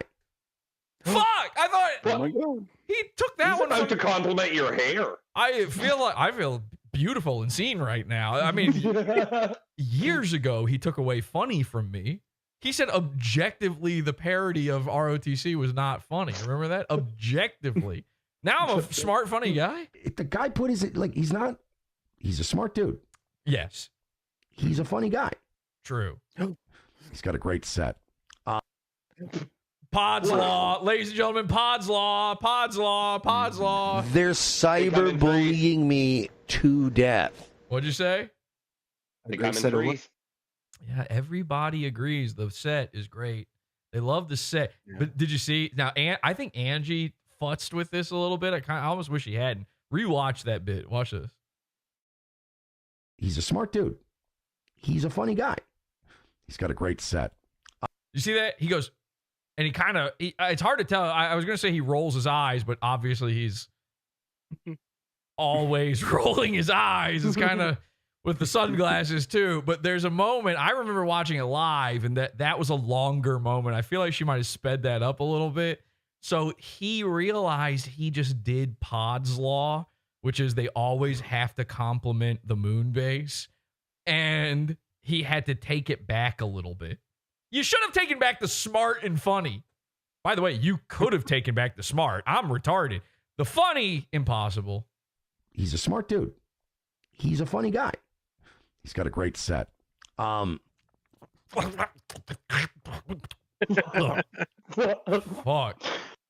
Great set of tits. Yeah, hey, buddy. Don't you come at me, Lenny Ways. We've seen your fucking gullies. Shit. That would, like, you know what I mean? And this isn't me going like, oh, because she's coming after me. He's like everything. This is exactly that. This is obviously, there's no other thing it could be other than that. When you list those attributes and then you say the next thing you say, what is the difference then? What is the problem? Thing he's ever done has been this disingenuous, scummy bullshit. Which you had no problem with until it was making fun of you. I'm a disingenuous, scummy person. Everyone's cool with that until it hurts them, okay? And by the way, the people I do it to are all also disingenuous, scummy people. I'm like Dexter, okay? I was taught, you know, I had a dad, so I was taught from a young age, son, listen, you got a dark passenger inside you. You're a scummy, disingenuous retard, and you need to use, tonight, blood, oh, blood. The smell of blood. The blood is tickling my penis, and I must engage with blood. I'm just constantly thinking about blood. Dexter. Mersh is your angel Batita. I don't know what that means. I watched the first season of Dexter, and it was the gayest show I've ever watched. And I've watched a show called, and you're gonna go crazy over this, gay porn. I had no idea this was a show, by the way. I found it by accident while Googling something else. And I watched the entire first season of that one, too. The gayest show I've ever watched is Dexter. And all he ever does is sit there and go, the blood is always as the blood drips to blood. If you like that show, if you were impressed by that show, you're an idiot. You're a Mersh-style buffoon. Because that, you know, that's one of those prestige television shows. It was on like Showtime or whatever. And because you got to see a man cut and a lady's tit or something one time, you go, this is TV. That's the way Mersh thinks. That's why he likes Sopranos. And I'm not saying Sopranos is bad. Nothing is as bad as Dexter. But that show, everybody knows how that one ended, right? that show blew. And the reason it blew is because they didn't have anything from the beginning. You can't sustain even one season of a show where the concept is a serial killer who kills serial killers, because right off the bat, he's got to live in the most serial killered land of all time, which, by the way, they picked Miami, Florida, so kind of makes you think for a second. Like, there's not even that many serial killers. Your job is over. If you're the superhero who kills serial killers, you're not Batman. You're not working every night. You kind of got to wait around for a while. Blood. As the blood courses through him, I know what I must do, my dark passenger. Fuck it. Those are so gay. Those are gay thoughts. And I don't. Is the actor who plays him a gay guy? What's his name? He better be Michael C. Hall. Michael C. Hall. Yeah. He always Didn't he play a gay guy in 6 Feet Under? Another one of those terrible. He should have prestige shows. He was a gay guy in that, and there's a reason they have him playing a gay guy. He comes off. He's got sweetness in his lips. There's something about him where you look at him and you're like, oh yeah, no, I can see it. Yeah, he's a gay guy for sure. He likes the taste of poop and blood. The blood fills his penis. It engorges. As it engorges. The cells of his penis are engorged with blood, and I can almost smell it on my, the taste of it on my lips. So, anyway, the point is, I am the Dexter of streamers. You're a gay guy? I'm a gay guy. Oh, no. I'm gay for blood. This is why these guys all do blood sports, by the way. They love this blood, internet blood sports. Oh, their blood. I must have his blood. That's what it meant. His blood is filling my mind with the thoughts of my dark passenger is now in full control. So what, you're some sort of fucking flesh mech that can't... Just stop killing people. How about that? Weirdo. I love that. I love that. The code. Yeah, the code. My father's code. Mersh didn't have a dad, so he grew up with no code. So he's trying to sue Rumble. I mean, it makes no sense. I have a code, a strict blood code that I must abide, blood sports code that I must abide by. I am only a scummy, disingenuous piece of shit to other scummy, disingenuous pieces of shit. This is what everybody who doesn't really watch PodAwful gets wrong. They think it's a constant... It's everybody. I'm just throwing it out at everybody. It's barely anybody. It's mostly Mersh at this point. Yeah. Mersh Week has been going on for months at this point. It's not really great. My funny passenger. His bones. I can smell his bones. My comedy passenger tells me I must have his bones. I will put him on the table and lay down the plastic and keep his bones behind my radiator. Okay, so. And it's fine, dude. Like, that's whatever. It is what it is, I suppose. When you try to imitate him, it's like, we know when you're like, oh, I don't even like that guy. He's the only one that was talking about it 2 minutes before you went live tonight. Mersh has a chode, they say. I'm not. Mersh is a chode. He's like mostly chode. He's the amount of his body that is chode is the same amount of lawsuits are against someone who gives you money. 90%. Only one organizing the 12 people that showed up, but I'm not part of that group. Yeah, you are, man. Don't be a guy that like changes out of your Cincinnati Bengals jersey because you guys lost the game, and now. And he's saying that because he just lost money on that game. He's a gambler. Oh, you don't want to be seen wearing it on the fucking subway? It's your team. Rep your team. Then. Yeah, that old Cincinnati subway that you're riding. I don't know. Maybe they do have a subway. I just feel like Ohio doesn't know how to construct. Yeah. Let me see. Golly, why don't you just capitulate to Jesse and ask him for help? Otherwise, you might get an actual. Yes, thank you. More people need to just start saying to him, why don't you capitulate to Jesse? More people in general need to hear that. Just capitulate to Jesse. I'll knock Tom Gully or I'll put your ass in jail. See, I mean. What? I'm not. Did you say Tom Gully? What did he say? Yeah. Unblock Tom Gully or I'll put your ass in jail. Oh. I'll knock Tom Gully or I'll put your ass in jail. See, I mean, it's whatever. Not our Tom. It's whatever. Okay, so Mersh goes into I need to cope by playing video games mode. Give me money, please, for playing video games. Now, the juiciest part here is, of course, we have run Mersh off from playing online games. You know, after Rust, after VR chat, he doesn't want anything where the Pod Awful cult can show up. Well, said, I donate most of my SSI to the show. Will you come out and say what's going on with you and Milo? I already did. I've already said as much as there's to be said. So you're doing a thing in a Discord where you're being instructed to keep bringing up the same thing, but I addressed it very early on. I already said, yes, I am looking into my options against Rumble. I also said, yeah, prostrate yourself before dear God. So I did reach out to Milo, and if Milo released our communications, it's pretty fucking gay. But he's a gay man. So if he did that, then I guess he's okay. Then not anymore. Then it is what it is. What is your problem? Why do these guys all have a problem with things? They just are what they are. Gay guy that does gay guy things. This is like getting mad at Popeye. He just yam what he yam. Nothing I told him was really that end of the world shit. Like nothing I told him could negate a potential lawsuit. And he spelled that Nigate. So literally, I just spoke to a lawyer today about it. Crazy. Cancel. Stop. Just emailed him a few days ago. I was like, well, it seems like this was a troll. You're going to be living in a car again. I Stop. know. Which was probably the most comfortable he's ever lived, to be honest. Let's be real about it here. Future owner of a duplex. Okay, I got a weird message here.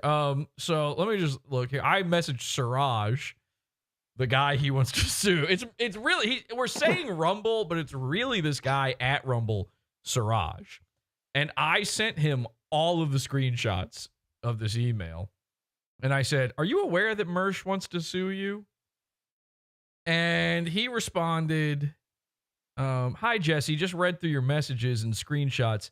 How did you obtain this email exchange? And I said, it was given to me by the person Mersh sent it to.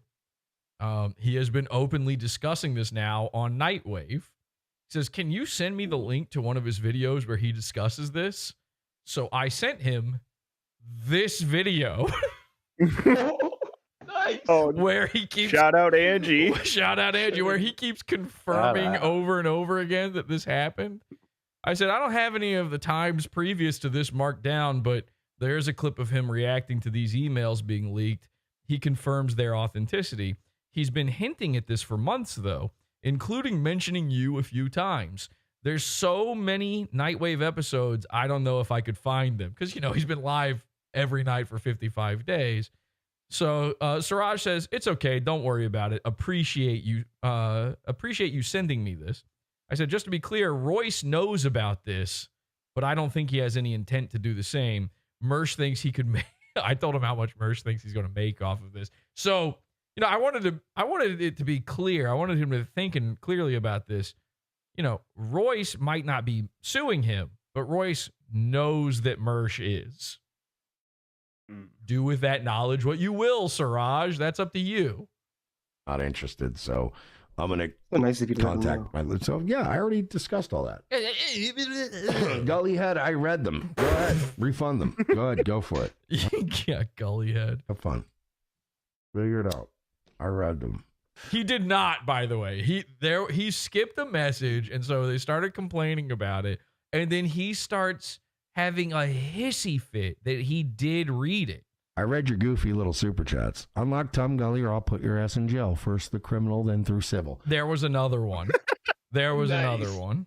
There you go. I read the whole. Oh, you know what? That's what it was. He didn't say the first the criminal, then the civil thing. Actually, yeah, so he just read it for the first time all the way then. That's what it was. Unlock Tom Gully or I'll put your ass in jail. First the criminal, then through civil. He tried to skip that part because he knew, oh, wait, that's the clip of me saying I'm going to sue Jesse. There you go. I read the whole last one. Now go cry about it. And whoa! By the way, there is no legal case in America that has established that super chats are readable. Good luck. That doesn't make any sense, what you said out loud. Fuck. Thank you for the tip. I'm going to get out of here. I'm going to eat some food. If that's not the case, then why are you capitulating to Jesse and reading them? Go to sleep. Maybe that 376 where I just somehow made money off of it kind of hurt you in the end. My show tomorrow, do my other show tomorrow, and then we're gonna have to. By the way, the lore on that is still muddied. I saw somebody get this wrong earlier. Just to be clear, I sent Mersh $376, becoming his top donor. Mersh did not read my message, so I did reverse it. I tried it through PayPal, but it didn't work through PayPal, so I did it through my bank. And while I was doing it through my bank, Mersh sent me $15 on PayPal as a like, oh yeah, here's your money sort of thing, like thinking he was joking. And then I got back the full $376 from my bank. No matter what he says, I've shown the reversal from my bank account. It was reversed. So just to be clear, the full Canaan on this is I made $15 pranking Mersh. He could not afford it either. Zen Rhino money. Yeah, Zen Rhino wishes he could have done something like that. Figure some shit out. Oh man, this looks bad. Bad, dude. This looks really bad. Uh-oh. This is being sped up, by the way. This is being Andrew's speeding this up. You can tell from the fireworks in the background. He's just deflating. You know what this looks like? It looks like I got his blood. His blood is being drained. Guys. Whoa. What are we doing here? What are we doing here? That's my new thing. I say it all the time. What are we doing here? You know what I mean? We're gonna go to Virgie, and we're gonna get out of here. Thank you guys. So Okay, well, we'll be right back. We're not getting out of here. We'll be right back after this.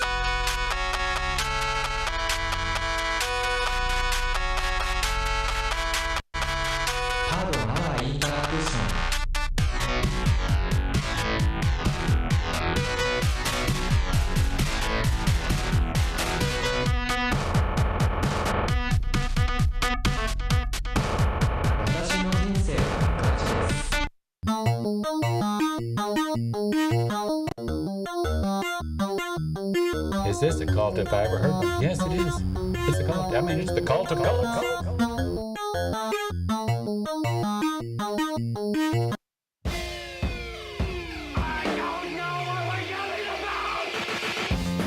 Support the show. Join the Pizza Fund. PodAwful.pizza. Pizza.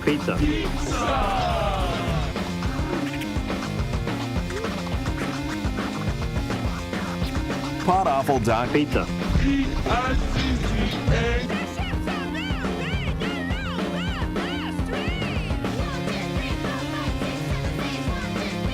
Okay, in the chat room they say, like the show, meow. Actually, that's Chris.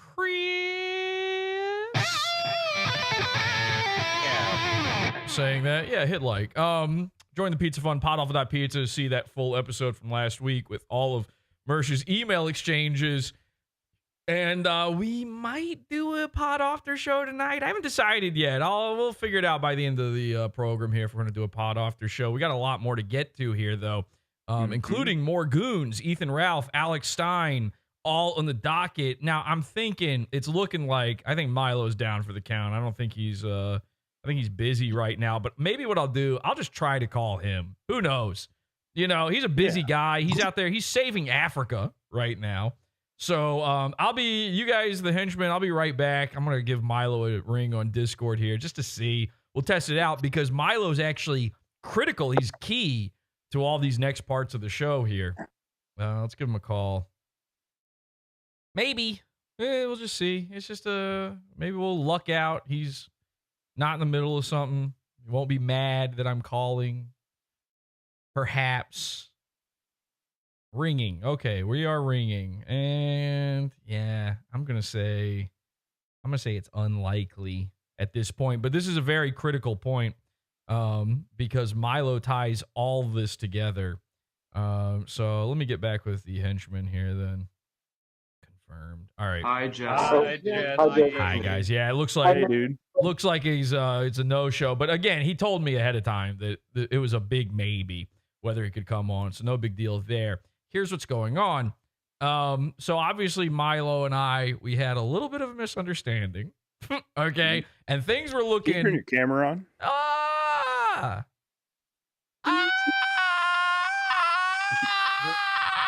Does that help? Nice. Serious. All right. Yeah, looking good. Thank you so much. Oh, we're taking calls, by the way. If you want to call in, podawful.com/cult, join the call-in channel. Look at this, guys. Boont is calling in. Hi, Boont. Did you have something you wanted to add? No, sorry, I was just joining. All right. See you, man. There you go. He didn't really have to. I dragged him out, and then he actually. You can come back in. If he comes back, you guys can drag him in. But nobody else. Don't drag anyone else in without approval through me, Jesse. So, I had a bit of a misunderstanding with Milo. Things were looking pretty dicey there for a minute. I had a call. We smoothed everything over. He wouldn't even let me explain or anything. He said, let's just move. Let's let bygones be bygones because apparently we hurt Mersh. And he was happy about that. In fact, let me share with you the most horrifying exchange I've ever seen. This is brutal. And I'm not talking Opie and Anthony brutal. I'm not talking Bill Burr, oh, dude, it's brutal. I don't know how an airplane works. How come these kids are all complaining about? I mean, you're in the fucking air. It's brutal. I'm not talking about that. I'm not talking about brutal honesty. I'm talking Milo decimated this idiot. Okay? So, you know, Milo and I had this back and forth. I'm not going to read it all. This is a private DM. But we had this back and forth where I was trying to say, hey, listen, man, I thought we were good to go on this. It's been, 2.5 months. And Mersh is starting to reveal the secret on his show. It was a secret that he was suing Rumble. And everybody started figuring it out. I was seeing people on Reddit going, he's talking about it. And he kept hinting at it being Milo. So the reason I squeezed the trigger on this, and, I didn't tell anybody. I didn't even tell the cult members. You guys didn't know who it was. Nobody knew. This was a secret I was sitting on. But the reason I went ahead and pulled that trigger was because it was starting to come out on its own. And if Mersh had revealed all of this by himself, if he had revealed all of this on his own, we never would have had the what would the point of the whole thing be? It would have ruined the bit. And Milo would have gone to all that hard work for no reason. So I was under the impression that he understood that, and I was under the impression I could share it. And the good thing about Milo is we are very similar in that we understand that sometimes the ends do justify the means, I think. And perhaps I did it the wrong way, but he was happy about the end result. And so after he and I had a phone call and smoothed all this over, I get a message from Milo saying, he did talk mad shit about me, right? About Mersh. And I was like, yeah, of course he did. I mean, for years. And, I had sent him clips of Mersh talking shit about him before. And Milo knew it. Milo already knew that. He vaguely remembered these guys. But because Revenge of the Sith are such nobodies, he just wanted to double check. And I was like, yeah, of course, all the time. And so here, oh my God. Here's what Milo and Mersh exchanged. So after, Mersh said in that clip that he had told Milo how to get his cat back and that he thought they were cool, right? They were having message exchanges. And I had seen a little bit of that message exchange as well. It's Mersh going, yeah, put your shoes out and your cat will smell your stinky feet and come back to you. That was his big idea, to get Milo's cat back. Of course, meanwhile, Mersh is the one who stole the fucking cat. That's obvious at this point. And then, he's writing this diary entry to Milo, and Milo's response is, thanks, friendo. Thank you, friendo, which means, piss off, chief. And Mersh finds out about what happened, about this show that we did, and he sent him a little girly message, okay? A little, I can't believe I just found out through text that we're breaking up type message. He says, I'm not sure why you did what you did. I don't understand what exactly that gets you in the end. I'm genuinely curious what you get out of this. He whines into the ether. Ladies and gentlemen, let's find out I was given express permission that I am allowed to share this by Milo. He said, you can share. Okay. Ladies and gentlemen, what did Milo get out of all of this? Let's go to the big board, shall we? Ooh. Not a good sign, Mersh. You really don't want to be on the big board. No, you don't want to. Big You board don't want to looks see great, the big Colonel. board in this state. Okay, so here's Mersh. This is real. Here's Mersh's message to Milo. I'm not sure why you did what you did. What do you get out of this? Milo's response is one of the most devastating text messages I've ever read. This is career ending for most people. Again, Mersh, open up a YouTube channel, start taking every single super chat you can. It's over otherwise. We've done it. This is it. And I don't want your career to be over. I want you to live forever against your will, connected to my machines, pumped full of goo, where I can smell your blood. Here we go. Milo responds, did you think you could talk mad shit about me for years, and then I would just, what, help you? Out of the goodness of my heart? Are you retarded? You're a nobody, and no one will remember your name or your career, but I remember every motherfucker who had a big mouth and something to say when I was banned for 8 years off everything, and it was safe to come for me, and you all thought there would be no consequences? Fuck you. Fuck your nothing-ass show, and fuck your whole family.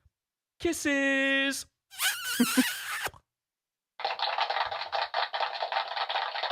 Milo wins again. Now, again, please remember, Mersh thought for months that he was about to make millions of dollars with the help of Milo. He thought this was his fucking ticket to ride. He never saw that brutal beatdown coming. He still doesn't understand it. He's looking for closure on a relationship he never had. Read between the lines, people. Look at this the way it's actually intended. Look at what really happened here. Mersh got catfished. Oh, God. Yeah. Mersh got catfished into a gay relationship where he was the gay guy, by the way. As far as I know, Milo is ex-gay, so that kind of seems suspicious on Mersh, but whatever. So I'm seeing all this go down. I'm dealing with my own big problems when it comes to Milo, which was unfortunate. And then I see a lot of other people are melting down. Ethan Ralph starts having a fallout with Milo. And it's out of nowhere. Take a look at this. This is, he deleted a bunch of videos talking about this actually, but this is from one of the surviving videos from Ralph's Twitter.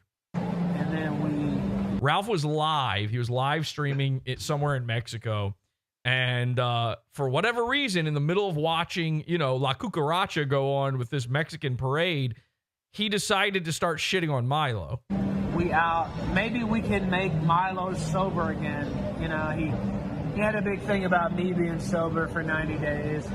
I don't think Milo can be sober for 24 hours, actually. So remember, me and Milo, we're similar in this other way. We're both the only people trying our hardest to get Ethan Ralph sober. I'm seeing on the timeline, Ethan keeps accusing Milo of being zooted as a line cook. Milo keeps accusing Ralph as being gigafried as a Mexican tourist. The craziest thing I saw, Ethan starts claiming that Milo is faking his cat napping, his cat going missing.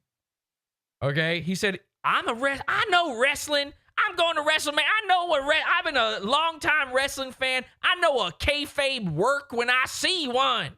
Bish. And I'm like, oh, God, the wrestling. I can't avoid the wrestling. And I see Milo responding. He's like, idiot.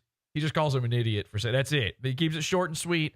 And he never says anything too bad about Ralph, but he cares about that cat a lot, so he wasn't going to let Ralph say something like that with no reply. I give Milo a challenge right now. I will cut my dick off Okay, I like where this challenge is going, by the way. All right. And mail it to him. Oh, Milo likes where this challenge is going now. If he can prove he's sober for 24 hours. Milo, take the challenge. Now, by the way, this has all been smooth. They smoothed everything over. So Milo and I have a problem. We smooth it over. Ethan and Milo have a problem. They smooth it over. Ethan and I had a problem. You might remember. We've smoothed it over. We're following each other on Twitter again. Everything's fine. This is crazy. The blood sports are dead. So I'll give Milo Yiannopoulos that challenge right now. I will cut my dick and balls. Both. Whoa! Package deal, baby. You got a little something extra. Off and mail it to the mansion that he's squatting in. Do you know the mansion he lives in? Doug Tierney's mansion. He used to own American Apparel. Now he doesn't. What? By the way, now Ralph claims he was not zooted as a line cook in this, but something's going on here, man. The mansion he's judge. I don't think so. squatting in has so many liens on it. I'm not making this up. It has so many liens on it that they can't take it away. Like, there's like That's the opposite of how that works normally.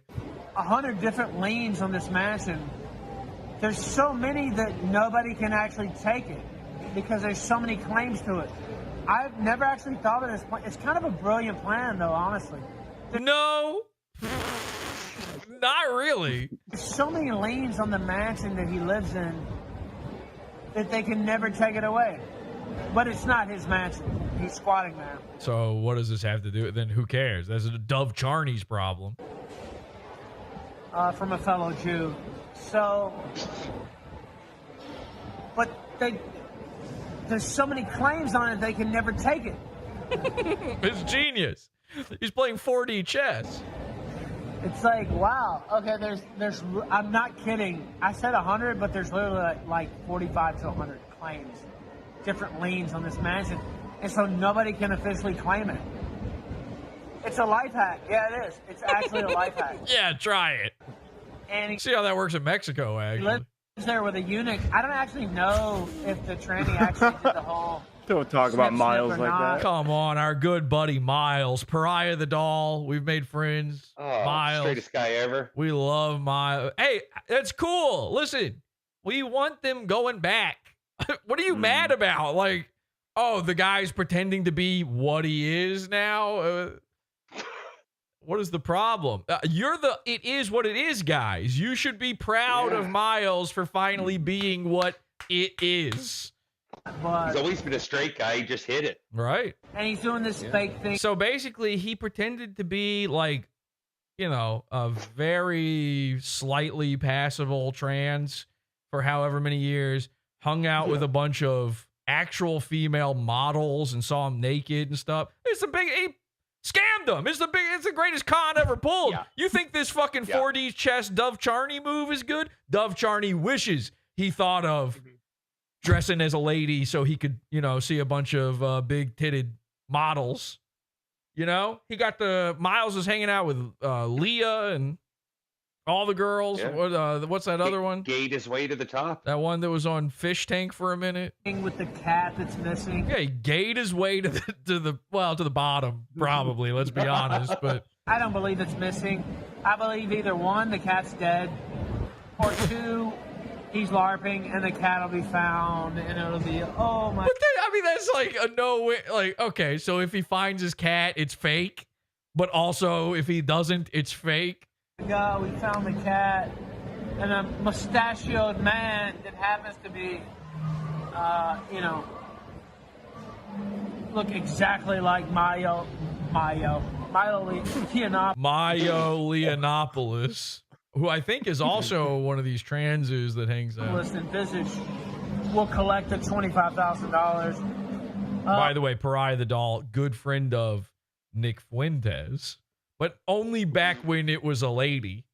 Now that he's Miles, not so much friends with Nick Fuentes anymore. Yeah. Nick Fuentes is like, being a guy is gay as he swirls his cum champagne. One or the other. Either that, the cat's already dead, or gone. You know what's gay? He's got all these ideas about what's gay. It's really incredible. And honestly, I agree with a lot of them. Women are gay. Yeah. Being with girls is gay, he says. Okay, so you're trans, but you go back to being a guy? I mean, sorry, but that's gay. Going back to being a guy, that's gay. I mean, Revenge of the Cis. I mean, first of all, Star Wars. But, yeah, I ain't buying it. But, I ain't buying his bullshit about Loomer either. And I don't like Laura Loomer. But she walked up into the White House Oval Office and she said... All right, you get it. So then, Milo reaches out at some point during this exchange and says, like, Ralph, you are obviously not doing well here. This is not going good for you. I'm willing to pay for a month of in-home rehab care for you. And all of a sudden, Ralph's demeanor starts changing on this a little bit. He's like, okay, now I'm listening. And in the meantime, during all of this, Milo did unfollow him. And I'll tell you, that's devastating because, I had my issues with Milo. He never unfollowed me. So it's bad. Milo takes the cat thing seriously. He wasn't going to let that slide. Here's another video. This one was saved, luckily, one of the deleted videos that Ethan tried to call out Milo in. Milo. I apologize. It is vertical. I've only got a vertical version of it now for some reason. The fact of the matter is, you were always propped up by people who were more important than you. Now listen to this. So he says Milo's propped up by other people. They're more important. Who are those people? Bannon, the Mershers. Kanye? What? The Mershers? Okay. Wow. He named Mersh before Yee. Wow. So Yee, you call him. Was he an old-timey guy? He's a bard. Yee. Yay. Look upon Yee. It's a Canadian works. pronunciation. Yeah. More important than you. Steve Bannon, the Mershers. The Mershers. Wow. Those guys, they're footing all of Milo's bills. Ding, ding, ding, ding, ding. Ding, ding, ding, ding, ding. Anybody else with any type of money, Kanye West, you were never anything but a drug addict and a loser. And you have the nerve to talk shit about me. You have the nerve to run when confronted by me. You have nothing to say about me. You have a lot to say about Laura Loomer. Of course, all of it was false and proven false. I don't care about this Loomer thing at all. Okay, get Loomered. Who cares? So apparently he's propped up by the Mershers. Well, listen, that might have just been a little slip of the tongue, a little gigafry of the tongue. But check this out. Doompill clipped this. I was so happy he saw this. Ethan revealed exactly why he started going after Milo. Oh, yeah. And again, I wasn't kidding. He's really watching Mexican people at some sort of Dia de los Muertos.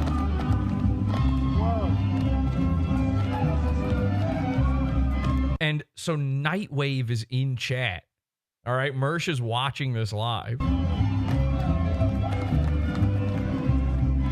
What's up, Mersh? This is some badass shit right here. Yeah, this is badass.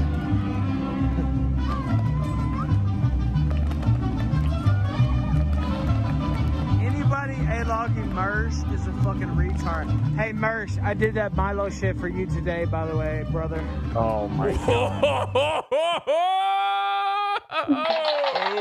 Dude, that's crazy. How cool is that? So the entire reason he went after Milo is because Milo came on PODAWFUL and also leaked those Mersh DMs. That's insane. That I did not, in my head, obviously I was thinking it like as a joke. Yeah. I was like, well, you know what it must have been. How could this be real? He confirms it. He says it. But anyway, no hate to Ethan. We want him to get better. He and Milo are now doing okay again. And I hope Milo does help him with his, his issues. But there's another guy smoothing things over with Ethan Ralph, and it's Alex Stein. And who else has a problem with Alex Stein? Milo Yiannopoulos. So this was crazy. I see Ralph. He's on Twitter saying Alex Stein, out of nowhere, reached out to him and said, hey, listen, I know we've had our problems and you've said some really bad stuff about me, but I hope you're doing good. And I think this was another, like, I want you to get sober kind of thing. I don't know if Ralph specifically said that. And Ralph even mentions, like, I said some really bad things about Alex Stein's mom. Remember the horrible video of him filming his mother's death for clicks? Which I still stand by this. Listen, I don't actually hate Alex Stein, okay? I think he owes me an apology for trying to sue me, Mersh, sue me over jokes, for saying he was sending bounty hunters after my parents. I deserve an apology. I will not stop making fun of him until I receive that apology. However, no matter what happens, that video of him filming his dying mother, who, by the way, was probably killed by that hospital. He's probably right. That hospital probably ended her life, and it's a tragedy. It's horrifying, horrible. And I've never said anything otherwise. And remember, Alex is the guy who would lie back in the day and say we made fun of his dead mom when we had never even mentioned it. And it took You only made fun of the poem. I only made fun of a terrible poem he made, and even that was behind the paywall. We never said shit about his mom. And then he kept saying that to the point where I'm like, let me watch this video. I will stand by this for the rest of my life. You know, Alex Stein could become my best friend tomorrow. And that's the most fucked up video I've ever seen in my entire life. And honestly, Alex, you should delete it from the internet. It's a mess. So I replied that to Ethan's tweet. Ethan was like, I'm good with me and Alex are good now. And I'm like, what is happening? You know, the barriers of the internet, they're all coming undone. The blood sports, the blood is dead. It's all gone now. And then I remembered something. Wait a second. A few days before this, I called into Alex Stein's show live. Alex was stupid enough to have an open phone line. By the way, to his cell phone. I already knew this number. It's the same number I called when he was on Fish Tank. Okay? So he had booked a guest, Charleston White, and wouldn't you know it, the guy didn't show up. He just decided not to come, or he was like an hour and a half late. You know, he was on CPT. So Alex had to fill that time. So what he did was he got some big fat white girl that no one's ever heard of to sit in with him, and then he just took calls and just it's just one of those desperate, here, where are our props? Let's grab all our props. Let's scream. Let's fill in all the time we can here. He's taking the calls, and we're all in the Discord trying to call in, trying to make this happen, and none of us are getting on. I got through. Of all of us trying, I got through. Again, and here's what happened. Caller, what's your name, and what do you got to say before you go? So this is somebody else. All right. So that person calls, they hang up. You can see, by the way, the mess that is this show. What the fuck is this? You know what this looks like? His show looks like when Norm Macdonald would make fun of David Letterman, when he would do the sketch parodying David Letterman, where it's like, they don't even mention it, but it starts off with a big statue made of meat. And he's like, yeah, a big meat statue. Okay. And then they just keep going. That is this. This is like a desperation attempt to have anything funny happen on the show. He even got out a desk for this. He doesn't normally have a desk. So this other guy's calling in. I'm like, shit, it's busy again. There's no way I'm getting through. But then Dear God prevails. Watch this. All right. Well, that was great. That call was great. John. That's me. I'm John. John. I have to hide my voice. He knows my voice instantly. He's so terrified of it. John, you're live on the air with Ruth Banks and Alex Stein. How can we help you, sir? PODAWFUL 1. Oh, my. Yes, he did. Yeah! It is what it is. But at the end of the day, I am gay. Okay, so let's watch that. Actually, I've got another version of this. I should have had this one prepared. Let's watch the version of this where I really break down his absolute fear of PODAWFUL. He's I was gonna say Mersh. Alex has some fans of his show that are really staunch defenders. Oh my god! I've been dealing with some of Alex's chat rats, and they hate this clip. Look at this. And Alex Stein, how can we help you, sir? PODAWFUL 1. Oh my gosh! Of course, is that freaking Jesse from PODAWFUL. Oh my god! Look at that. Look at that brief look of absolute unmitigated fear. His mouth is about to go inside his nose. He's so terrified. And remember when it was on Fish Tank when I called him, he hit it so fast. Like, it was just my voice. He did. That was instant. It's the quickness. I didn't even say PODAWFUL. I didn't even say PODAWFUL. The only reason he didn't hang up on me just as fast this time, his finger slipped and he missed the button. He was in such a sweaty panic over this one. So he does a move, though. Now, remember, I've called him now. This will be the third time, actually. This is the third time that I have called him live on a stream, and he went into panic mode over it. So what does he do? He tries to collect himself, and he tries to get everything back where he looks like he's in control again. How do you cope? How do you, it is what it is, your way out of this? Gosh, of course, is that freaking Jesse from PODAWFUL.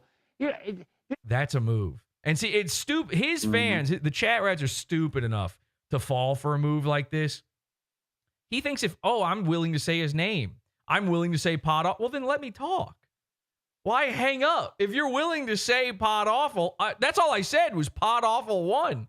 Why the quick hang up? So he thinks he's owning it by actually talking about me. Listen to this. This guy PODAWFUL, all he does is watch all my stuff. But, shout out Jesse. By the way, I didn't even watch this full episode. Everybody knows what I watch. We're watching it in Discord together. We watch Mersh. The end! Somebody just tagged me and was like, hey, Alex is taking calls right now. You're going to want to get in on this. We don't watch his stuff, but that's, again, when you claim everyone is obsessed, it is what it is. Yeah, I hope he gets some content from it. And, honestly, I know Thank you. He's going to use this. I don't even, Jesse hates what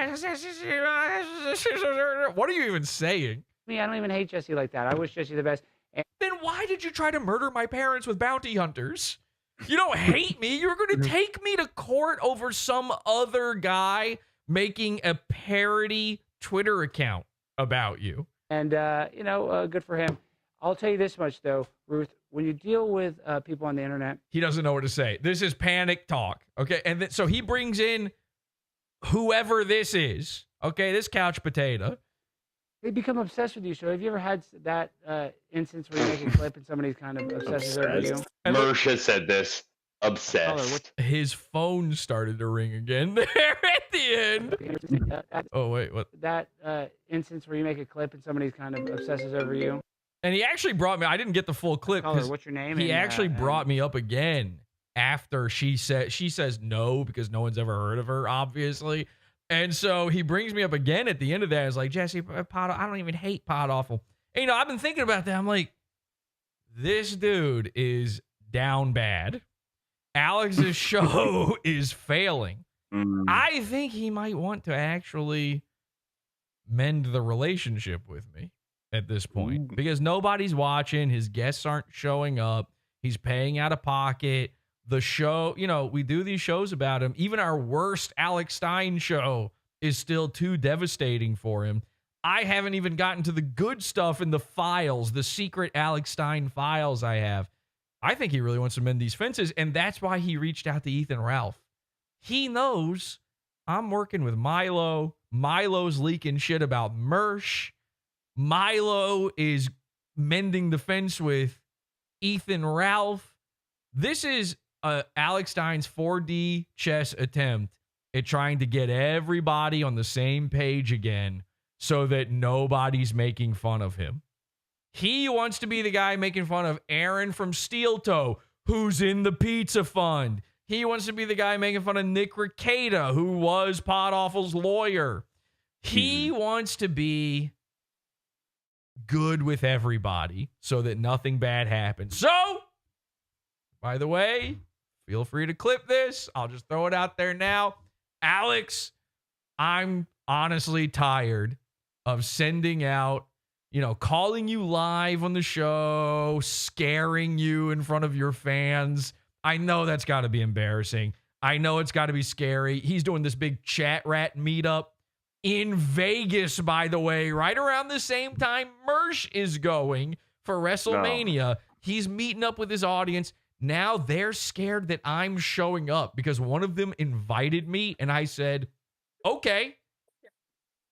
So I'm going to be there. So I'm telling you this, and I've seen, Alex has tried this before with me. He tried to say, rest in peace, Jeff, and make things cool between us. Alex, it is over if you apologize publicly for threatening to sue me and for threatening to send bounty hunters after my parents. It's that simple. Put the clip out there. Alex, not only will I stop making fun of you, we can be friends. Ethan Ralph style. We can be friends. No underhanded, no tricks, no snakery, no dark passengers. I'm serious about this one. Because honestly, it's too embarrassing at this point. It's too embarrassing. And there's not going to be another big AOC moment to prop up Alex. So, maybe he needs a little help. I've always said this. This is not like when Mersh copes and has to do the Pod's Law thing. I've said from the beginning with Alex's show, at least he's trying. That set kind of blows, but at least he thought about it. He did something. He made something. It's a blimp. I get it. I like it. I find it fucking creepy that you have a ghost version of your mom piloting it. Again, take down that one video of your mom dying. For the love of God, you have to take that down. But we can smooth this over. If you really need to, and it seems like you really need to, we can smooth this over. I'm 100% because I'm afraid for you. I'm afraid for a guy heading to Vegas. Okay? You're going to Vegas, and I start to wonder, what are you going for? I don't think it is connected to the WrestleMania thing. I keep thinking about Mersh with this WrestleMania thing and with this excuse to go back to Vegas. Mersh can't stop himself. He's playing with fire. He's playing with fire with this lawsuit. He's playing with fire with these super chats. He's playing with fire with gambling this money away.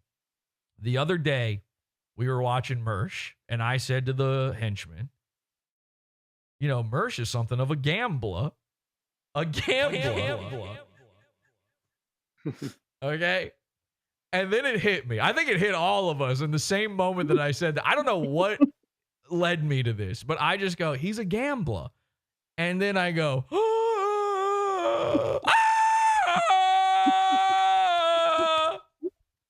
and I said, we need to start an organization for Mersh to try to curb his gambling desires, okay? It's a secret, anonymous organization where like-minded men like Mersh can meet up. They can go to Vegas together. Alex Stein, Mersh, Hackamania is in Vegas, by the way. All of these guys can join GAMbLA, all right, and be a part of it. We just need to get the idea to Mersh. Now, of course, he doesn't want to listen to me. He doesn't want to listen to any of us when it comes to these things, so we have to kind of sneak it in there. We have to get other card-carrying members of GAMbLA to get him on board with this idea. So I know what you're thinking, okay? Some of you are out there thinking, GAMbLA, what are you talking about, Jesse? I'll show you, all right? Here's Mersh taking a super chat about it. Take a look at this. Gay twink boy parties going on. Okay, that is a coincidence that this clip starts with that. That has nothing to do with the very next thing that's about to happen. Mersh's inner child for 5 said, I'm a bit of a gambler myself. Let's hope we win these bets. I don't really have a lot of bets today. I got Detroit Tigers. He can't stop. See, he's got bets. This was the other day. He's got no money. He's got bets. So now we've got a clip of Mersh saying I'm something of a GAMbLA. GAMbLA myself. Let's hope we win. Inner child for 5 cents. I'm a bit of a GAMbLA myself. And by the way, Mersh's inner child was another one of mine. You know, because the baby raped him in his ass. It was, yeah, internal. Okay. Get it? Mersh's internal child. Yeah. Let's hope we win these bets. I don't really have a lot of bets tonight. I got Detroit Tigers.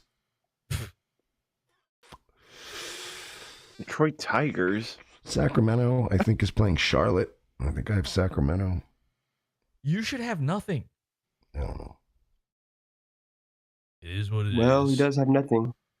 Yeah, he's about to have nothing. I don't know how did those games shake out? Somebody look that up.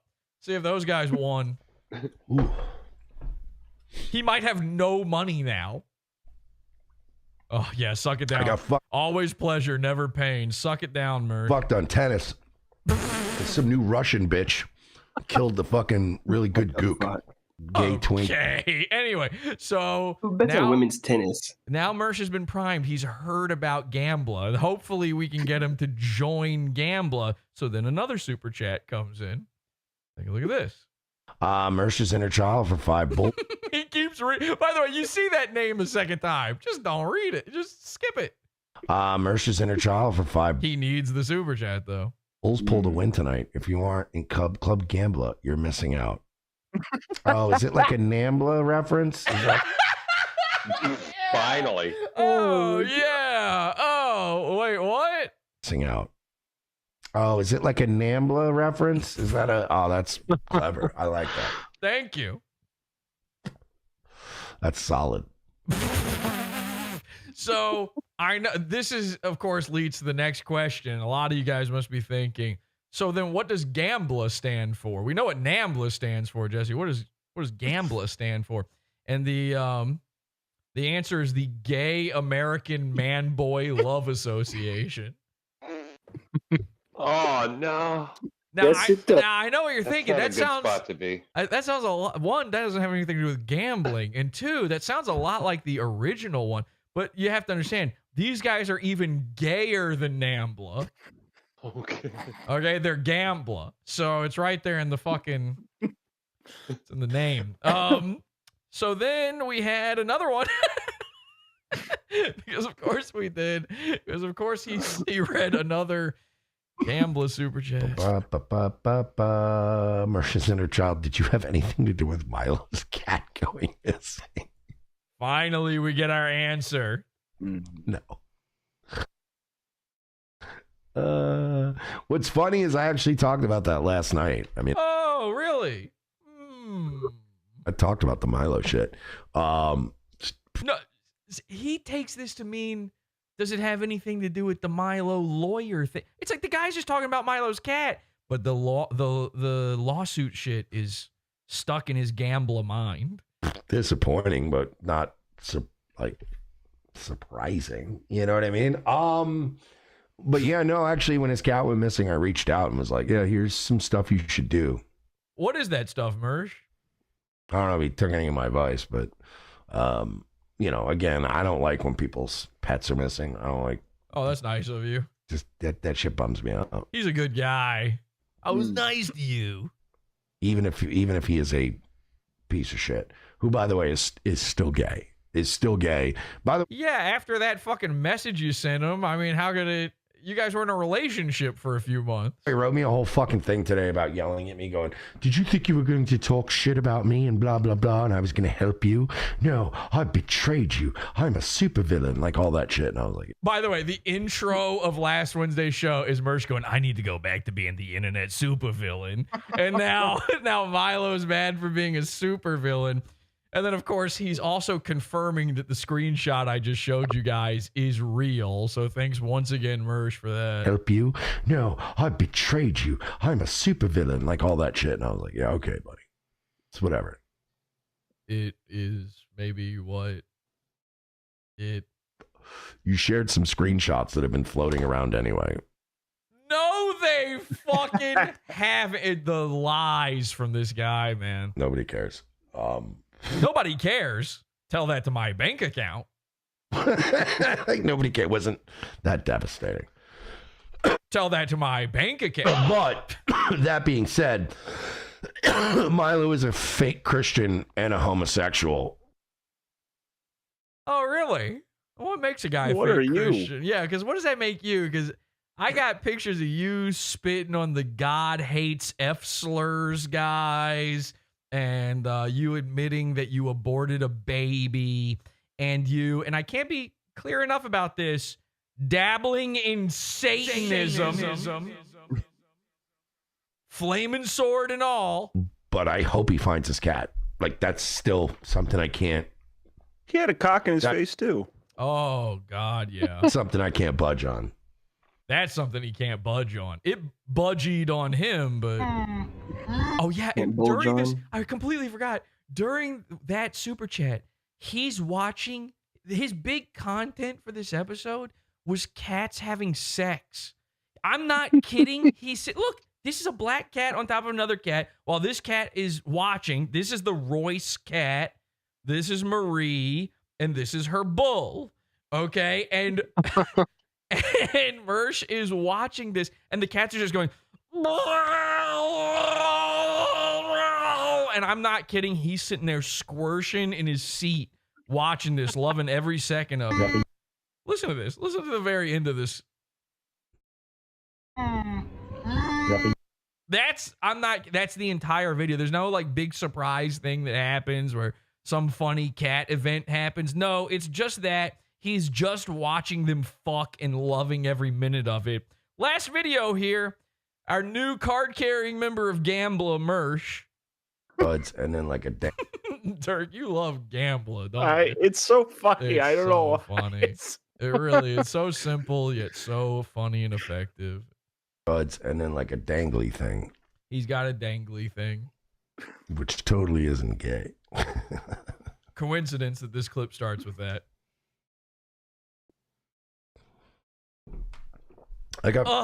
We are not. Oh, that swallow. I have to be clear. This was clipped while he was live. That is not edited. These sounds are in there at their normal volume. Very metrosexual at one point. It was pretty weird. So Mersh is talking about the dangly thing.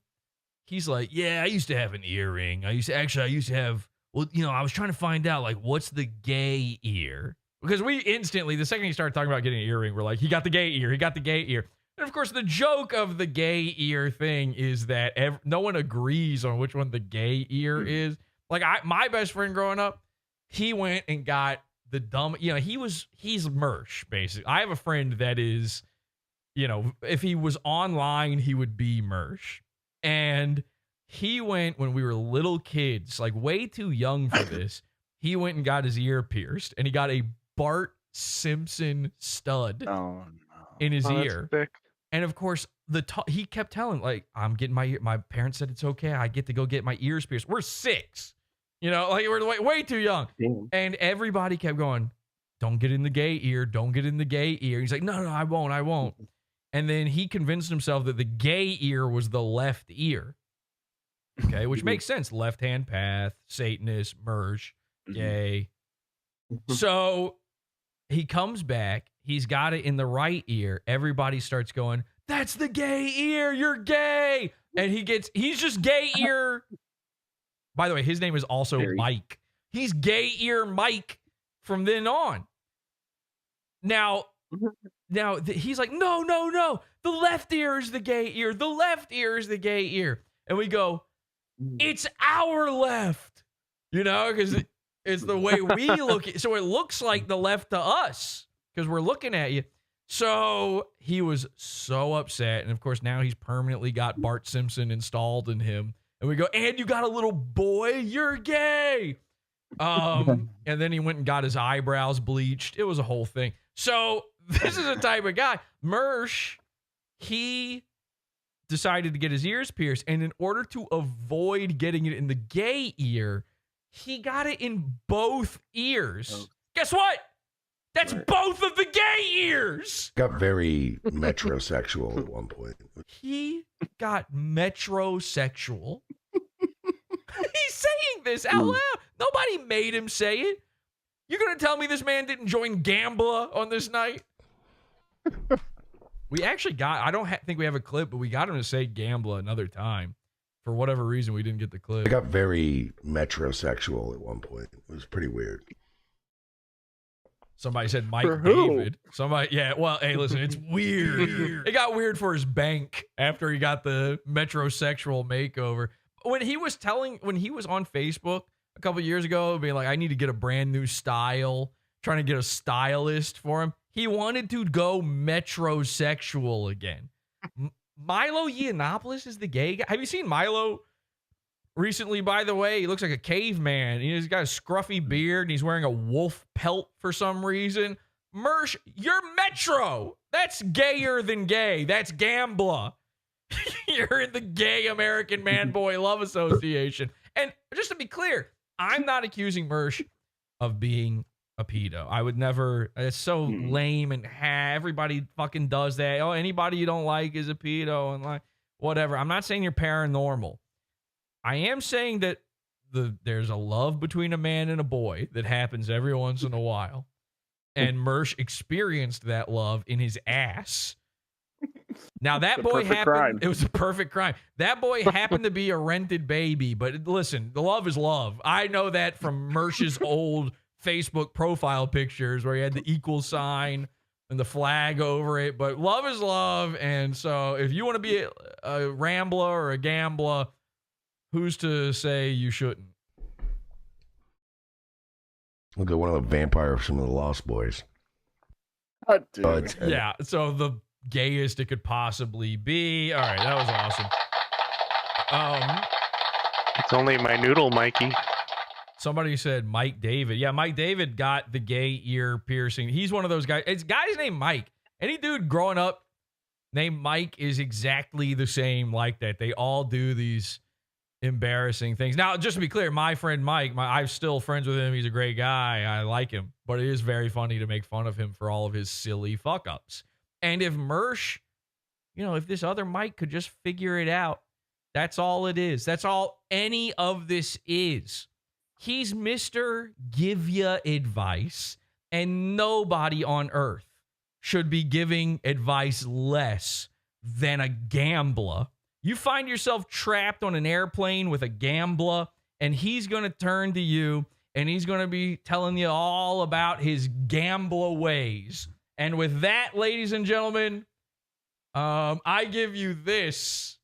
Okay. By the way, I don't think no Pod After show tonight. We'll see you on Wednesday for the Primo episode, and Friday for the $6 level people. We will have another pizza party coming up. Ladies and gentlemen, I've got something special for you here, a little treat. Take a listen to this.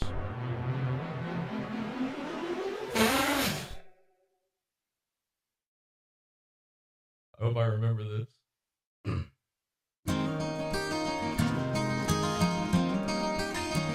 Wait. Hang on a second. Sorry, let me run it back. Play. Okay, there we go. Here we go. And a 1, and a 2, and a 1, 2, 3. Everybody now. On a cold nightwave evening, on a Spirit airliner, I met up with the GAMbLA.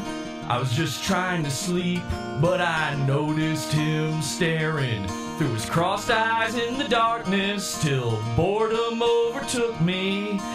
And he began to stream. He said, son, I've made a life out of sleeping in people's couches and knowing what the cards were by the way I hold my eyes. So if you don't mind me saying, I can see you're out of pretzels.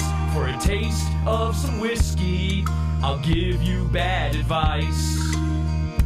So I handed him Dr. Pepper, and he drank down my last swallow. Then he bummed a cigarette, and he asked me for a light. I said, I don't really smoke. And his face lost all expression, said, if you're gonna play lawfare, boy, you gotta learn to play it right. You gotta know when to sue 'em, know when to Jew 'em.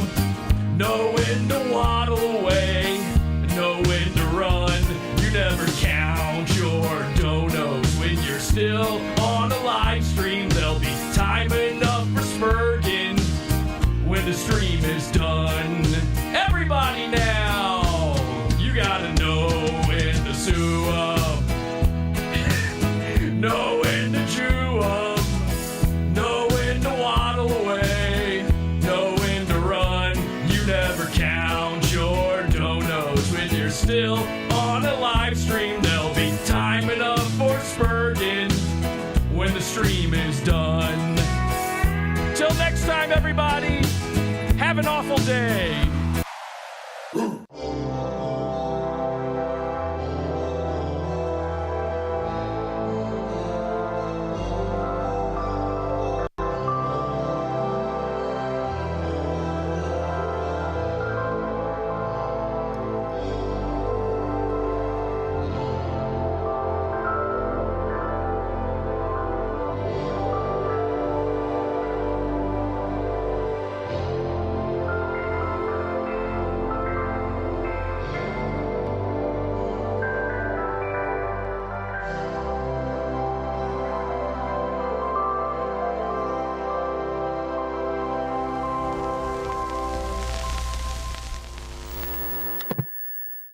I'm going to cope and seethe. Stop! Stop! Stop! Stop this! Stop this!